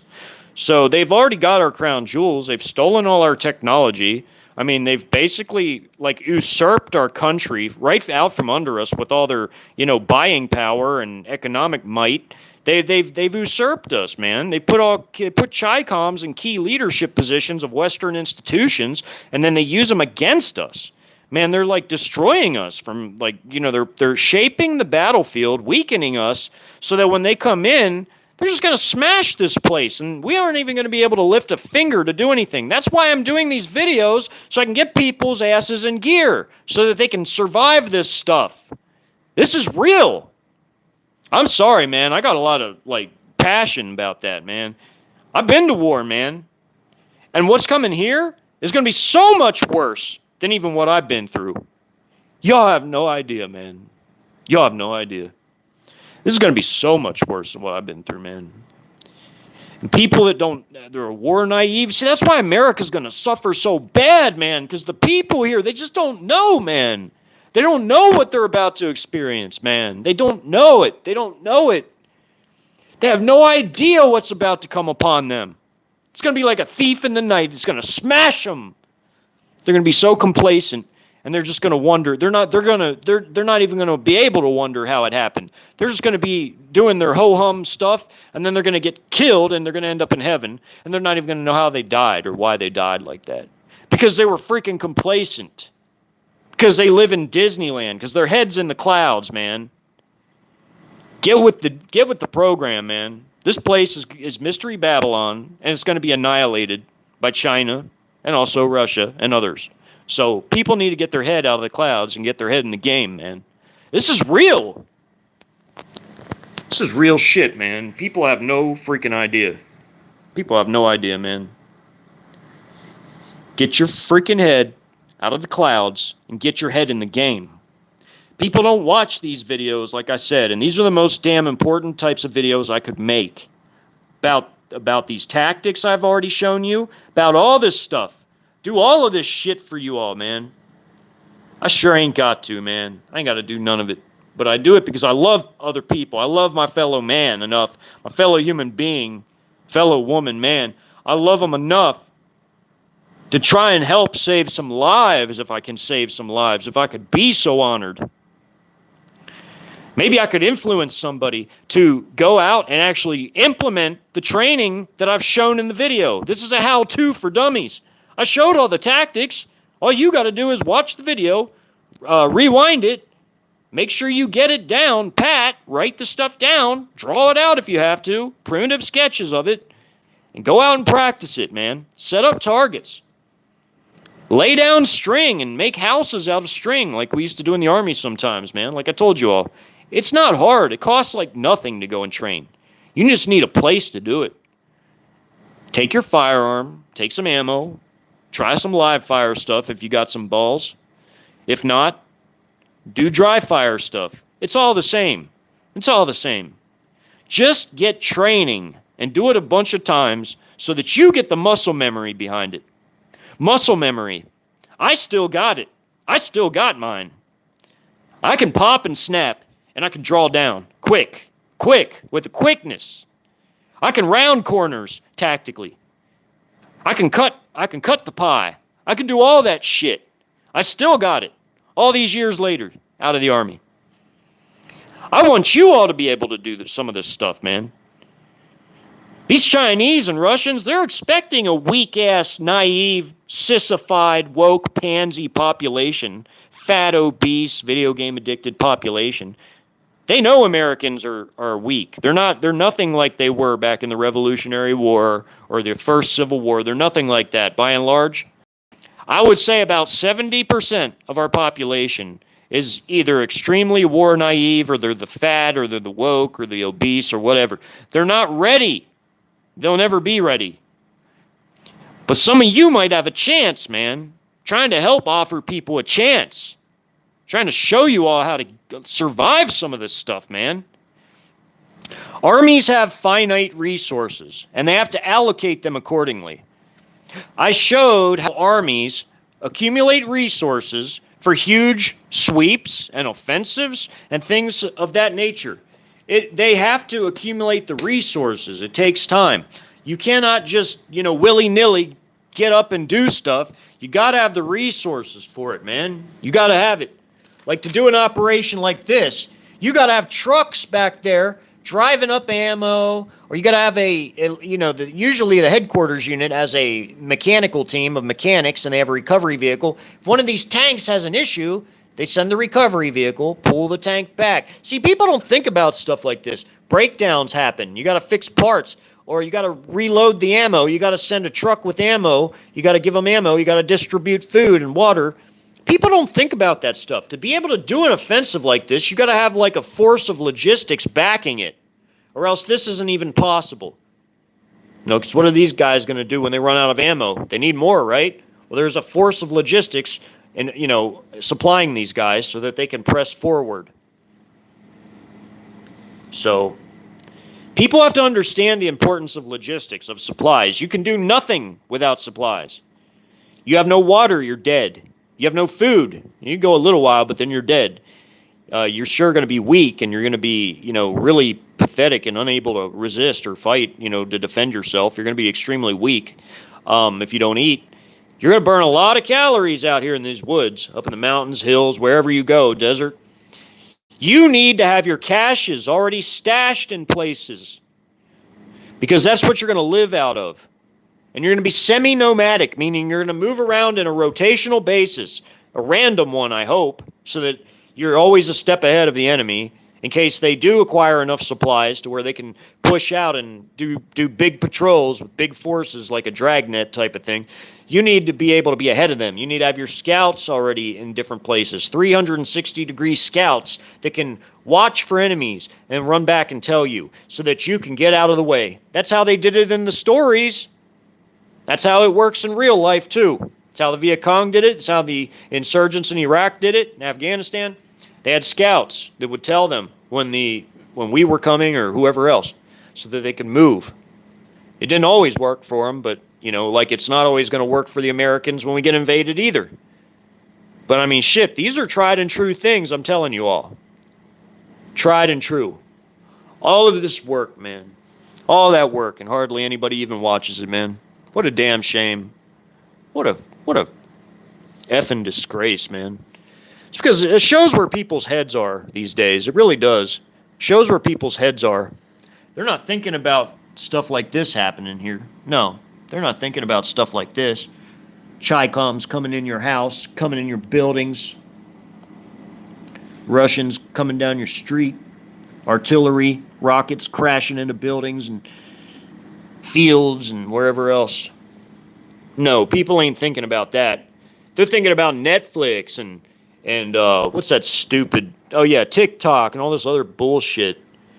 Get your head out of the clouds, people, man. I hate saying people, but get your head out of the clouds. It's ridiculous, man. People are focused on all the wrong things, man. All the wrong things. Exactly, Aaron. Exactly. That's why you got to be with people you can trust, that are in it with you, with the Most High, that are in it together with you. Otherwise, you need to avoid all the bad people. There is a separation going on. A Berlin Wall is going off. It's going up, and we have to cut off the tears. There will be no tearing down of the wall. The wall is going up to stay. They're cut off. So cut off the tears. Wall them off from your life. The easier your life will be if you can just cut them off from it. I hate to say it like that, but that's a fact. Hanging on to tears will do nothing for you in life. Cut them off. Cut them off like a dead vine, like Yeshua said. Cut them off. Put up the Berlin Wall, proverbially speaking. Wall them off from your life. It's time. There's a separation going on. And if you hang on to all these wrong people, or these people that took the mark, or whoever else, they're going to turn on you. They might even be the ones that snuff you out while you're asleep, or whatever, got your back turned. Get away from those people. They mean you harm. You have every right to defend yourself from them, and you damn well better. A real Christian wields a sword. Real Christians wield the sword. In fact, I wrote down a great Bible verse today, Leviticus 26, 7 through 8. It's all about wielding a sword. in the face of enemies. So, you better have your firearms. Hey, Angry Scandinavian Tommy, I'm glad to see you, man. I'm glad you're doing all right. Yeah, set up tripwires. You're great at this stuff like I am, man. Give people advice, man, while I'm talking, because you actually, you're just like me, man. You've been there, you've done that, you got the t-shirt. Tell these people some handy tips. Like the tripwire thing is a brilliant idea. I concur with that. I absolutely 100% concur with that. If you have the string and the noise making, whatever it is, cans or anything else, make you some tripwires. So that if you go to sleep or whatever happens, you have a way to know if a person or animal is nearby, because you're going to encounter wild animals out there too, chances are. You better have your weapon on you at all times so that you can rise up and start blasting if need be. So, you got to practice these tactics, folks. You got to learn how to set up these outhouses, these primitive outhouses, or at least dig a trench and everybody go to the bathroom in one spot, in one location. Make sure it's not near a water source. We had a sanitation course in the Army, everybody. We had a sanitation course for field sanitation in the Army. I looked at the material once because it's actually an optional one you can take on the computer. Remember all those courses? What do they call those things, Tommy, back in the day? Correspondence courses.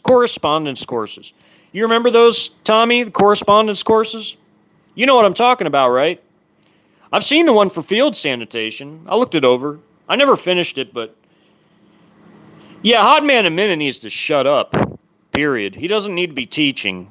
I'm not going to say anything ugly about him, but I'm going to say that he needs to be quiet. He don't know nothing about no Bible. He needs to go back and read it again. He is actually committing a heresy. He's committing heresy. That's heretical. To say that God contradicts himself and that he changes because of self-defense, lethal self-defense, is all through the Bible. To say God can contradict himself and all of a sudden call self-defense murder when he had King David kill Goliath, when he had Nehemiah, with a sword in one hand, building with the other, when he had Shammah kill 600 Philistines in self-defense. To equate that with murder would say that God is contradicting himself and that he changes his mind, and God never changes and he doesn't contradict himself. That is heresy. Heresy. So he needs to shut the F up and he needs to go back to reading the Bible. I'm not going to be mean and nasty to him. I've talked to him before. I mean, he would be a likable guy if he wasn't committing heresies, but he needs to stop that. He needs to repent of it. Repent of it. He needs to read the Bible. He ain't no teacher. He doesn't need to be a teacher. I'm not a Bible teacher. I don't claim to be a teacher. I'm not a Bible teacher, whatsoever at all. I know my Bible, though, and I know what's true in it and what isn't true in it. I know it in its proper context. I've read it before. I haven't read it over and over, but I've read it. I know it in its proper context. Certain books I've read over and over, like Revelation and Jeremiah, but look, I understand the Bible in its true context, and this guy does not. So he needs to shut up, he needs to get back on his Bible, and he needs to repent of what he said, and he needs to ask the Holy Spirit for true discernment, because the spirits he's hearing from, it ain't God, folks. It ain't God. Because God doesn't contradict himself, and God never changes. He needs to shut up, and he needs to read his Bible again. Try again. Try again. Try again. You fail. Wrong. Fail. Try again. Exactly, Aaron. Everything's a season.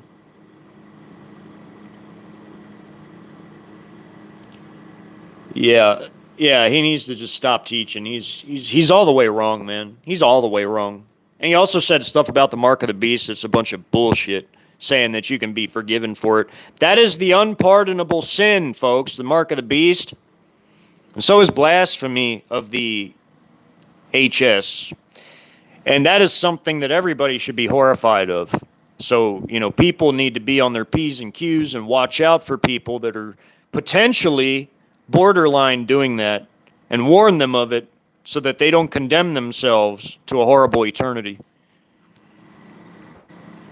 That just scares me. That scares me to think that there's two unpardonable sins, and people better get their acts together, man.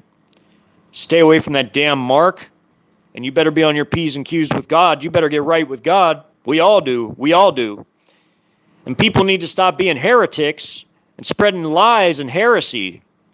They need to shut up and go back and read their Bible. Again. Try again. Wrong. Fail. Try again. Sorry, y'all. I get so mad about that.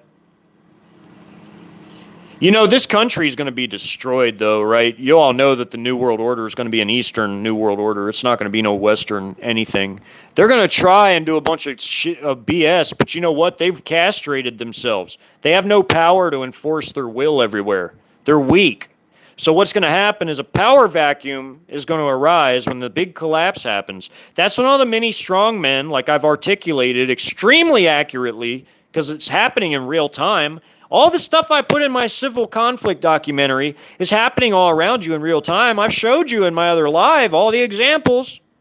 There's going to be a factional Syrian-style internal conflict, folks, with factions, like I showed in my internal conflict thing. This central regime is too weak. They depend on psyops to scare everybody into compliance or into agitation. They're trying to divvy people up to fight, but it's not going to work out like they want. What's going to happen is different factions are going to arise, like Syria. We're not special, everybody. We're not special. If you all think that what happened in my documentary couldn't happen in real life, you're horribly mistaken, because it's happening all around you right now. All the prerequisites are here for a multi-factional Syrian-style conflict.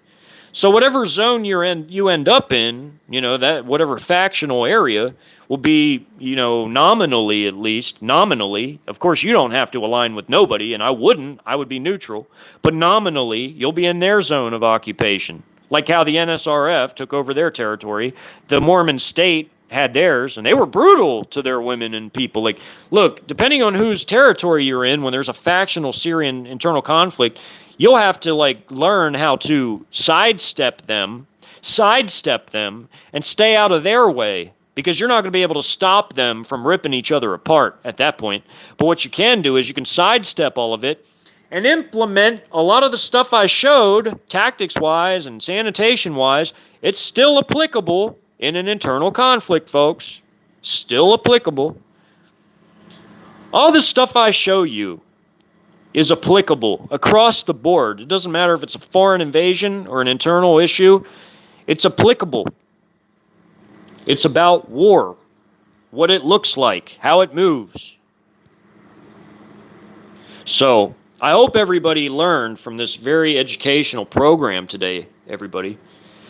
And I'm glad to see you, Snafu. You're always welcome here, my friend. You and Aura, Alan. Alan's a brother to me, man. I love Alan. Alan's good people, man. Glad he's in a good place. Yeah, Snafu, you keep doing what you're doing, brother. I support you, man. I support you. You know I do. I got your back. See, on my channel, I'm a bit different. I do have a channel devoted to your videos and my videos where I expose the shill called Watchman. I'm sure he works for them, for the Pogo people. I'm positive of it. He's got 12 profiles, and he's not even a content creator. Always attacks me. Anytime I show up somewhere, this fool attacks me, because guess what? I blocked him from my channel for his own behavior, for harassing another one of my subs. And then he comes after me and tries to slander and libel me. What an asswipe, man. What an asswipe. He needs to grow up. He needs to grow up, and his balls need to drop. He needs to, learn how to be a man and quit being a little punk.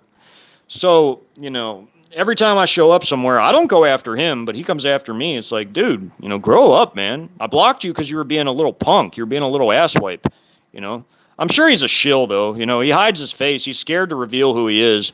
So, I don't know, but, I blocked him, so I have videos on my Pogo list about that asshole, too. I was thinking about taking him to court, and I still might, that's still on the table. Just depends if he keeps his behavior up or not. I can find out who he is, I know. I just have to make some phone calls, and, I can find out who he is. It's the internet, man. Nobody's hidden, really and truly, You could find out who people are if you really want to. But, I've been a busy man. I've been trying to educate the people about war. Yeah, man. Thank you, Snafu. Thank you, brother. Thank you. I do these to help people. I've done this for years now, for like 2 years. And the sad thing is most people don't even watch this, Snafu. They most don't watch it.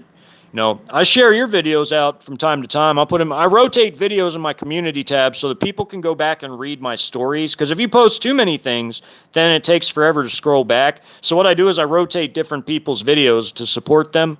So I have like a rotation going so that people could still go back and read like old posts, which are like my stories and other stuff. So yeah, I support your work, man. You're doing very good, man. Very good. I'm an Iraq war combat veteran, man. I've been blown up 2 times in my MRAP, so I have brain damage, which causes me seizures and occasional speech trouble and some motor skill issues and things. But I get by. I make it. So I'm retired for life medically. So I earned my retirement, but I took mines for this country, and I've been shot at, but I returned fire, and a lot of people ain't here no more. But it is what it is. On both sides. Yeah. But yeah, man, I'm starting to get like memories, like flashbacks. I need to stop talking about that. But anyways, man. Anyways.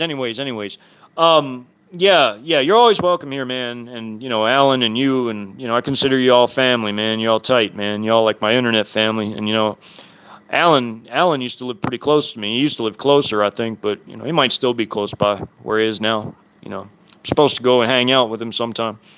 But anyways, I'm going to keep doing these from time to time because I think reviews are very important considering all the things coming. My documentaries are hyper-realistic documentaries about the foreign invasion and also about the internal Syrian-style civil conflict with factions, with multi-factions, like what happened in Syria. That was like the template I used to create that documentary. And not only was it an easy template for it, but all the stuff that happened in that documentary is really happening in real life. I've cited so many examples throughout my past work.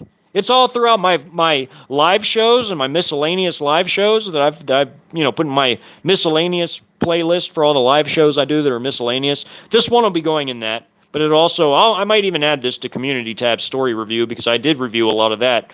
Because that's what those stories are for, to show people the horrors of war, but a wholesale war, full-scale war against China and Russia when they invade us and smash us into pieces. Because we have this pathetic punk woke military now. It's a joke. They're depleted increasingly. I used to be proud of the Army, but they freaking just annihilated it, man. They already just ripped it apart, man.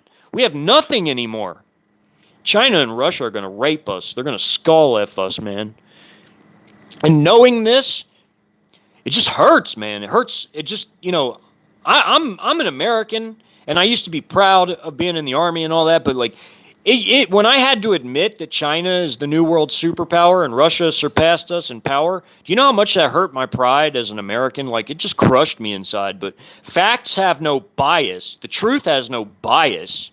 So anytime I speak the truth, I'm not talking nobody up or down. I mean, it might sound like it, but I'm only stating facts. Sometimes the facts really hurt, man. They hurt me inside sometimes. You don't understand. Like, China becoming the world superpower has crushed me inside. To see such an evil piece of shit, totalitarian police state regime surpass us immensely. Immensely. It's not even a competition anymore. The news media and psyops pretend like we're still a power, but like I said, we're a credit card that's declined. We still have the credit card, but we ain't got shit on it. We're living off our past reputation, folks. The country's collapsing. It's going to descend into a Syrian-style internal conflict, followed by a foreign invasion where Russia and China colonize this place and smash it. And I want everybody to survive that's intelligent enough to learn tactics, learn the things I'm offering. I'm offering nuggets of wisdom and knowledge here. You can take it or leave it. I'm very passionate because I've already seen a bunch of death, man. And I know what's coming here. It's going to be about 1,000 times worse in intensity. Ratchet that up about 1,000 times what Iraq was. Yeah, this place, man. Oh, man. If you all knew what I knew, If you all knew what I knew, man, there'd be days it'll make you sick to your stomach. It'll make you sick to your freaking stomach, man. It'll make you sick.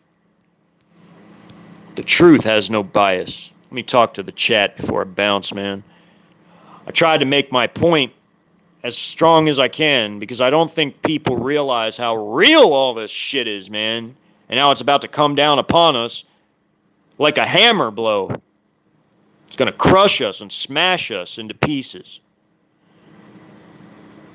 Yeah, Angry Scan, I used to be, man. I used to be all about the Army. It was my career. I love the Army. I used to be actually, I'll admit it, I was proud of this country, even though I hate the system. I hate this scumbag piece of shit, sellout, traitor, political parasites. But I used to actually love the country. The idea of America is a beautiful idea. The idea of America is what I love, not the country that it is now. This country is totally gone. It's already gone, folks. They've eviscerated it and turned it into something it was never meant to be. We're living in a different reality already. And when the new paradigm comes in and this old left-right globalist bullshit gets casted off, and it will, because the different factions will arise, but they'll all be competing for power to fill the power vacuum left by a castrated, sissified, woke military that cannot physically occupy a land this vast because the United States is ginormous in land mass.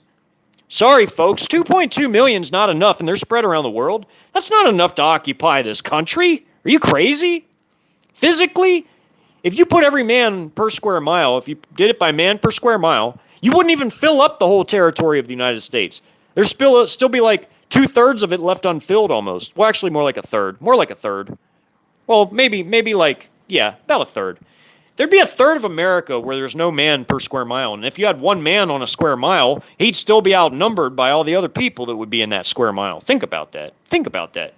They only have enough to occupy their woke, globalist-oriented areas like woke California, woke Northwest Coast, not even the whole Northwest, just the Northwest Coast where all the woke tards are. They would have woke Chicago, woke Detroit, like in my documentary, my map, woke Chicago, woke Detroit, woke everything, all their woke areas here. The Second American Civil Conflict, Syrian style, with factions. There's the different factions and the neutral zone, neutral areas where communities are like not taking sides and they're just defending themselves. The smartest thing you could do in a situation like that would be neutral. Just defend your community. Here's your woke globalist regime areas in the blue.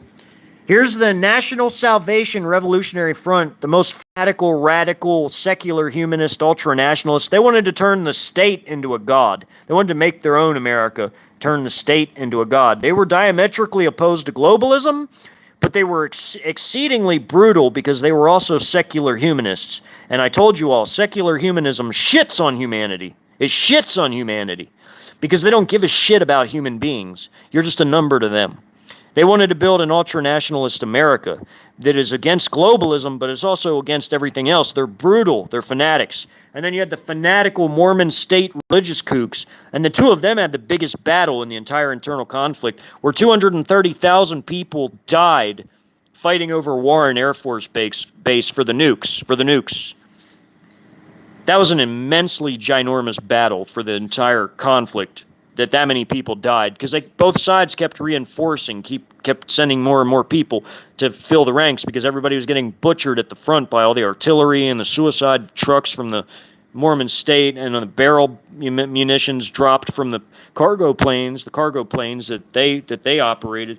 And then you had Texas secede, Florida secede. You already got a Texas secessionist movement. Florida's already acting on its own. You got all of these different factors already in play. You already got woke militias. They showed up in Texas. Woke militias.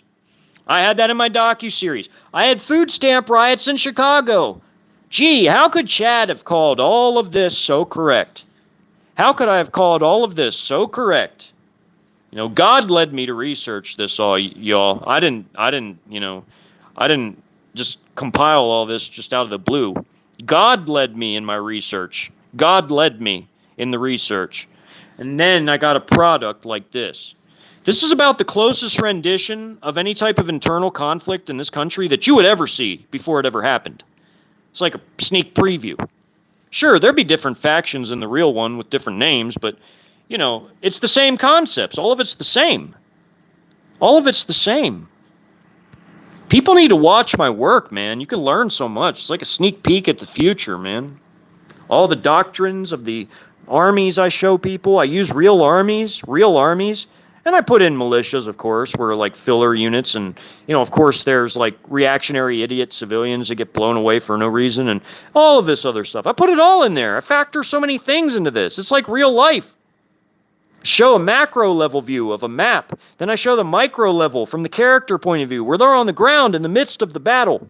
I show it all angles and perspectives, different sides even. The leaders, the economies that crop up for each system. This is real. This is real. Oh, hey, cats. Yeah, Porky. He's getting better now. He's getting better. He's eating some dry food. He's getting a little better. He's got his energy back. He's acting mischievous again, like his normal self. I'm glad he's all right. You know, I was worried about him there for a minute.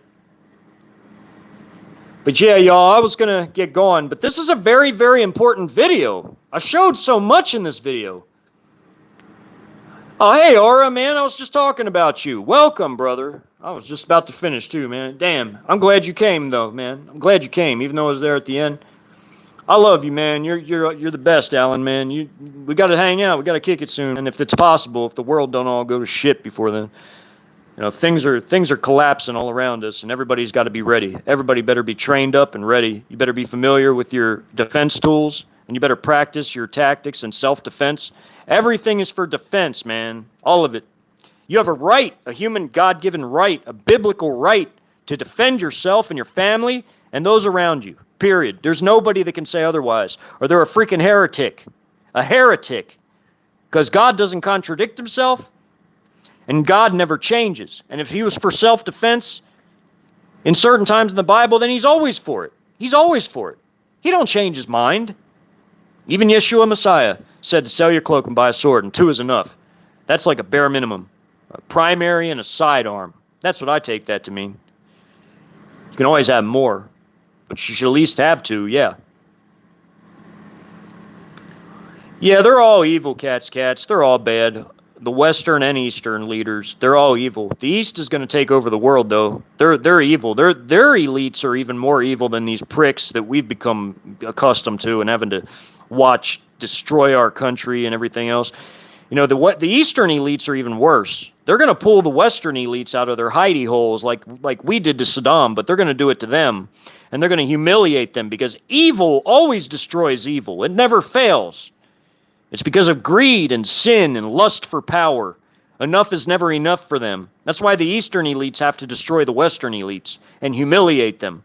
But they're going to be about 1 million times worse than Bill mother effing Gates and, you know, and Rothschilds. They're going to be worse than them, than Schwab, than all of them. Xi Jinping is so evil. He puts his name in the Bible in place of Yeshua. That's how evil these Eastern CCP elites are, man. And he's their God man in China. They worship him. They're the world's superpower now. And Russia's the second, and they're both allies. China is godless and evil.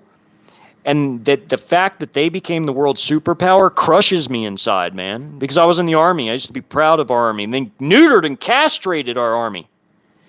Makes me livid, boy. Ooh, it makes me livid, man. Makes me hot. Makes my blood boil. What they've done to this country, they've shaped the battlefield to come in and annihilate this place. It's sick, man. It's sick. So I'm offering people away with all the tactics and all this work I've put in to this channel over the years, the 2 years. I'm offering people a way to make it. If they would just pay attention. They just pay attention. Learn the tactics I've shown you. Learn the field sanitation I've shown you. Learn how logistics work. Learn about putting caches away. You're going to be responsible for your own logistics. You're not going to have a logistical force unless you put one together, unless you've just got enough people in your group to where you can have one person delegated to logistics who maintains and, you know, the supplies and has them, you know, put up and, you know, keeps track of all the supplies, moves the supplies. That's your logistics. Otherwise you're in charge of it and you have to go out in the nature and bury it so only you know where it is. You're going to have to live off of that. When you get driven from your home, from your towns, from your cities by the Chi-Coms, the Russians, you're going to have to live off of that stuff that you've got hidden away. That's real. That's the real shit, man. That's real. I'm getting a little too passionate. I need to go to bed, man. I'm tired. I shouldn't have even probably done this because I'm so tired. I wasn't even organized, but, normally I'm organized and more composed, and I'm like, I know what I'm going to do and say. I knew that I needed to do this, but I didn't have it, like, really laid out in a proper manner. So I apologize for that, and I apologize for getting a little too passionate, but this is real. This is time to get out of this damn Disneyland mentality people have. The ride's over with. It's time to get real. The real world is the third world. The real world. This country has a Flintstones future. There ain't going to be no high-tech shit about it. It might look that way now, but when this shit gets carpet munition to oblivion, that's all gone. You're going to have occupation forces in this bitch, and they're going to be patrolling. So you better be on your P's and Q's. You better be learning how to be nomadic or semi-nomadic. You better learn how to have pre-prepared positions with sanitary areas where you can burn your trash or use the shitter that you can move around to pre-positioned so that you can rotate. You can either be a regular nomad and be totally random, or you can be semi-nomadic and you can rotate on a random basis. Okay?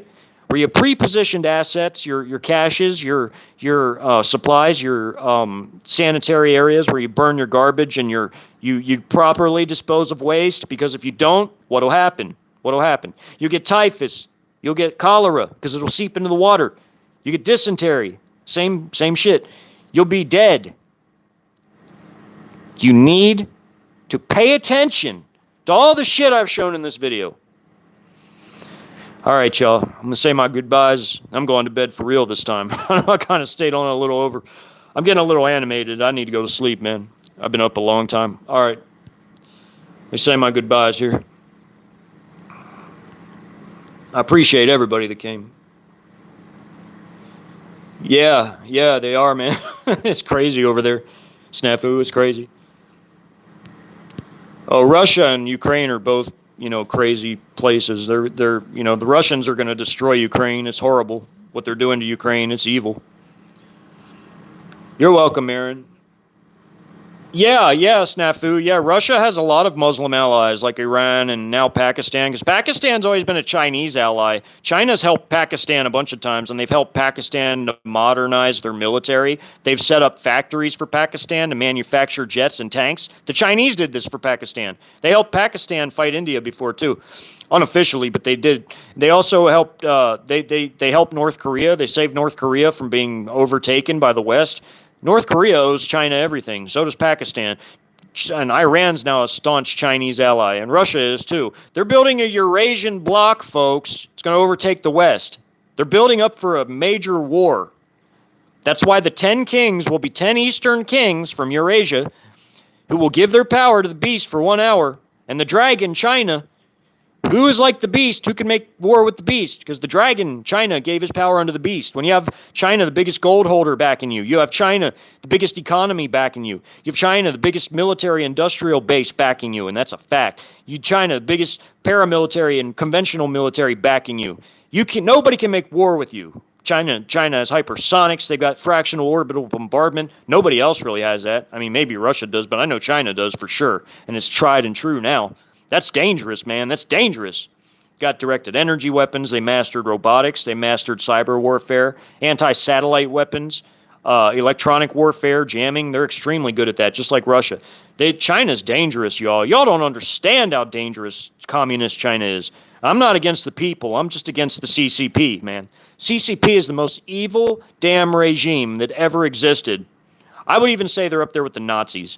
The way they treat their ethnic minorities and what they're about to do to our people, it's disgusting, man. It's why I'm doing all this, so you can all get ready for it and survive it, hopefully. Hopefully. I gotta say my farewells. I keep getting distracted. Sorry, y'all. I love you guys, man. I love all you all, man, and I thank you all for coming, man. This is real shit, y'all. I have a library. Y'all like documentaries? I've got documentaries. I've got documentaries galore here in my playlists. stories typed out, or now my audiobook that I'm doing before my last project, before I get off YouTube, my audiobook. It's just like my type stories, but I'm reading it. Same concept, foreign invasion. You can learn a lot. I've got part 10, up to part 10 done. I've got 20 parts left to do on it, y'all. Then I'm done. That's my last project. I'll be doing shows intermittently. Y'all be blessed, man. I love all y'all. Thank you, Jennifer and Aaron and Cats and Tommy, of course, Tommy, and Cheeto and Snafu and Alan, my friend Alan, Aura, Michigan Poke, and yeah, man, y'all are awesome, man. Thank you all for being here and taking this serious. This is real shit. Everybody needs to be learning this shit, man, for real. Nobody watches these, and that's a damn shame. But I love y'all.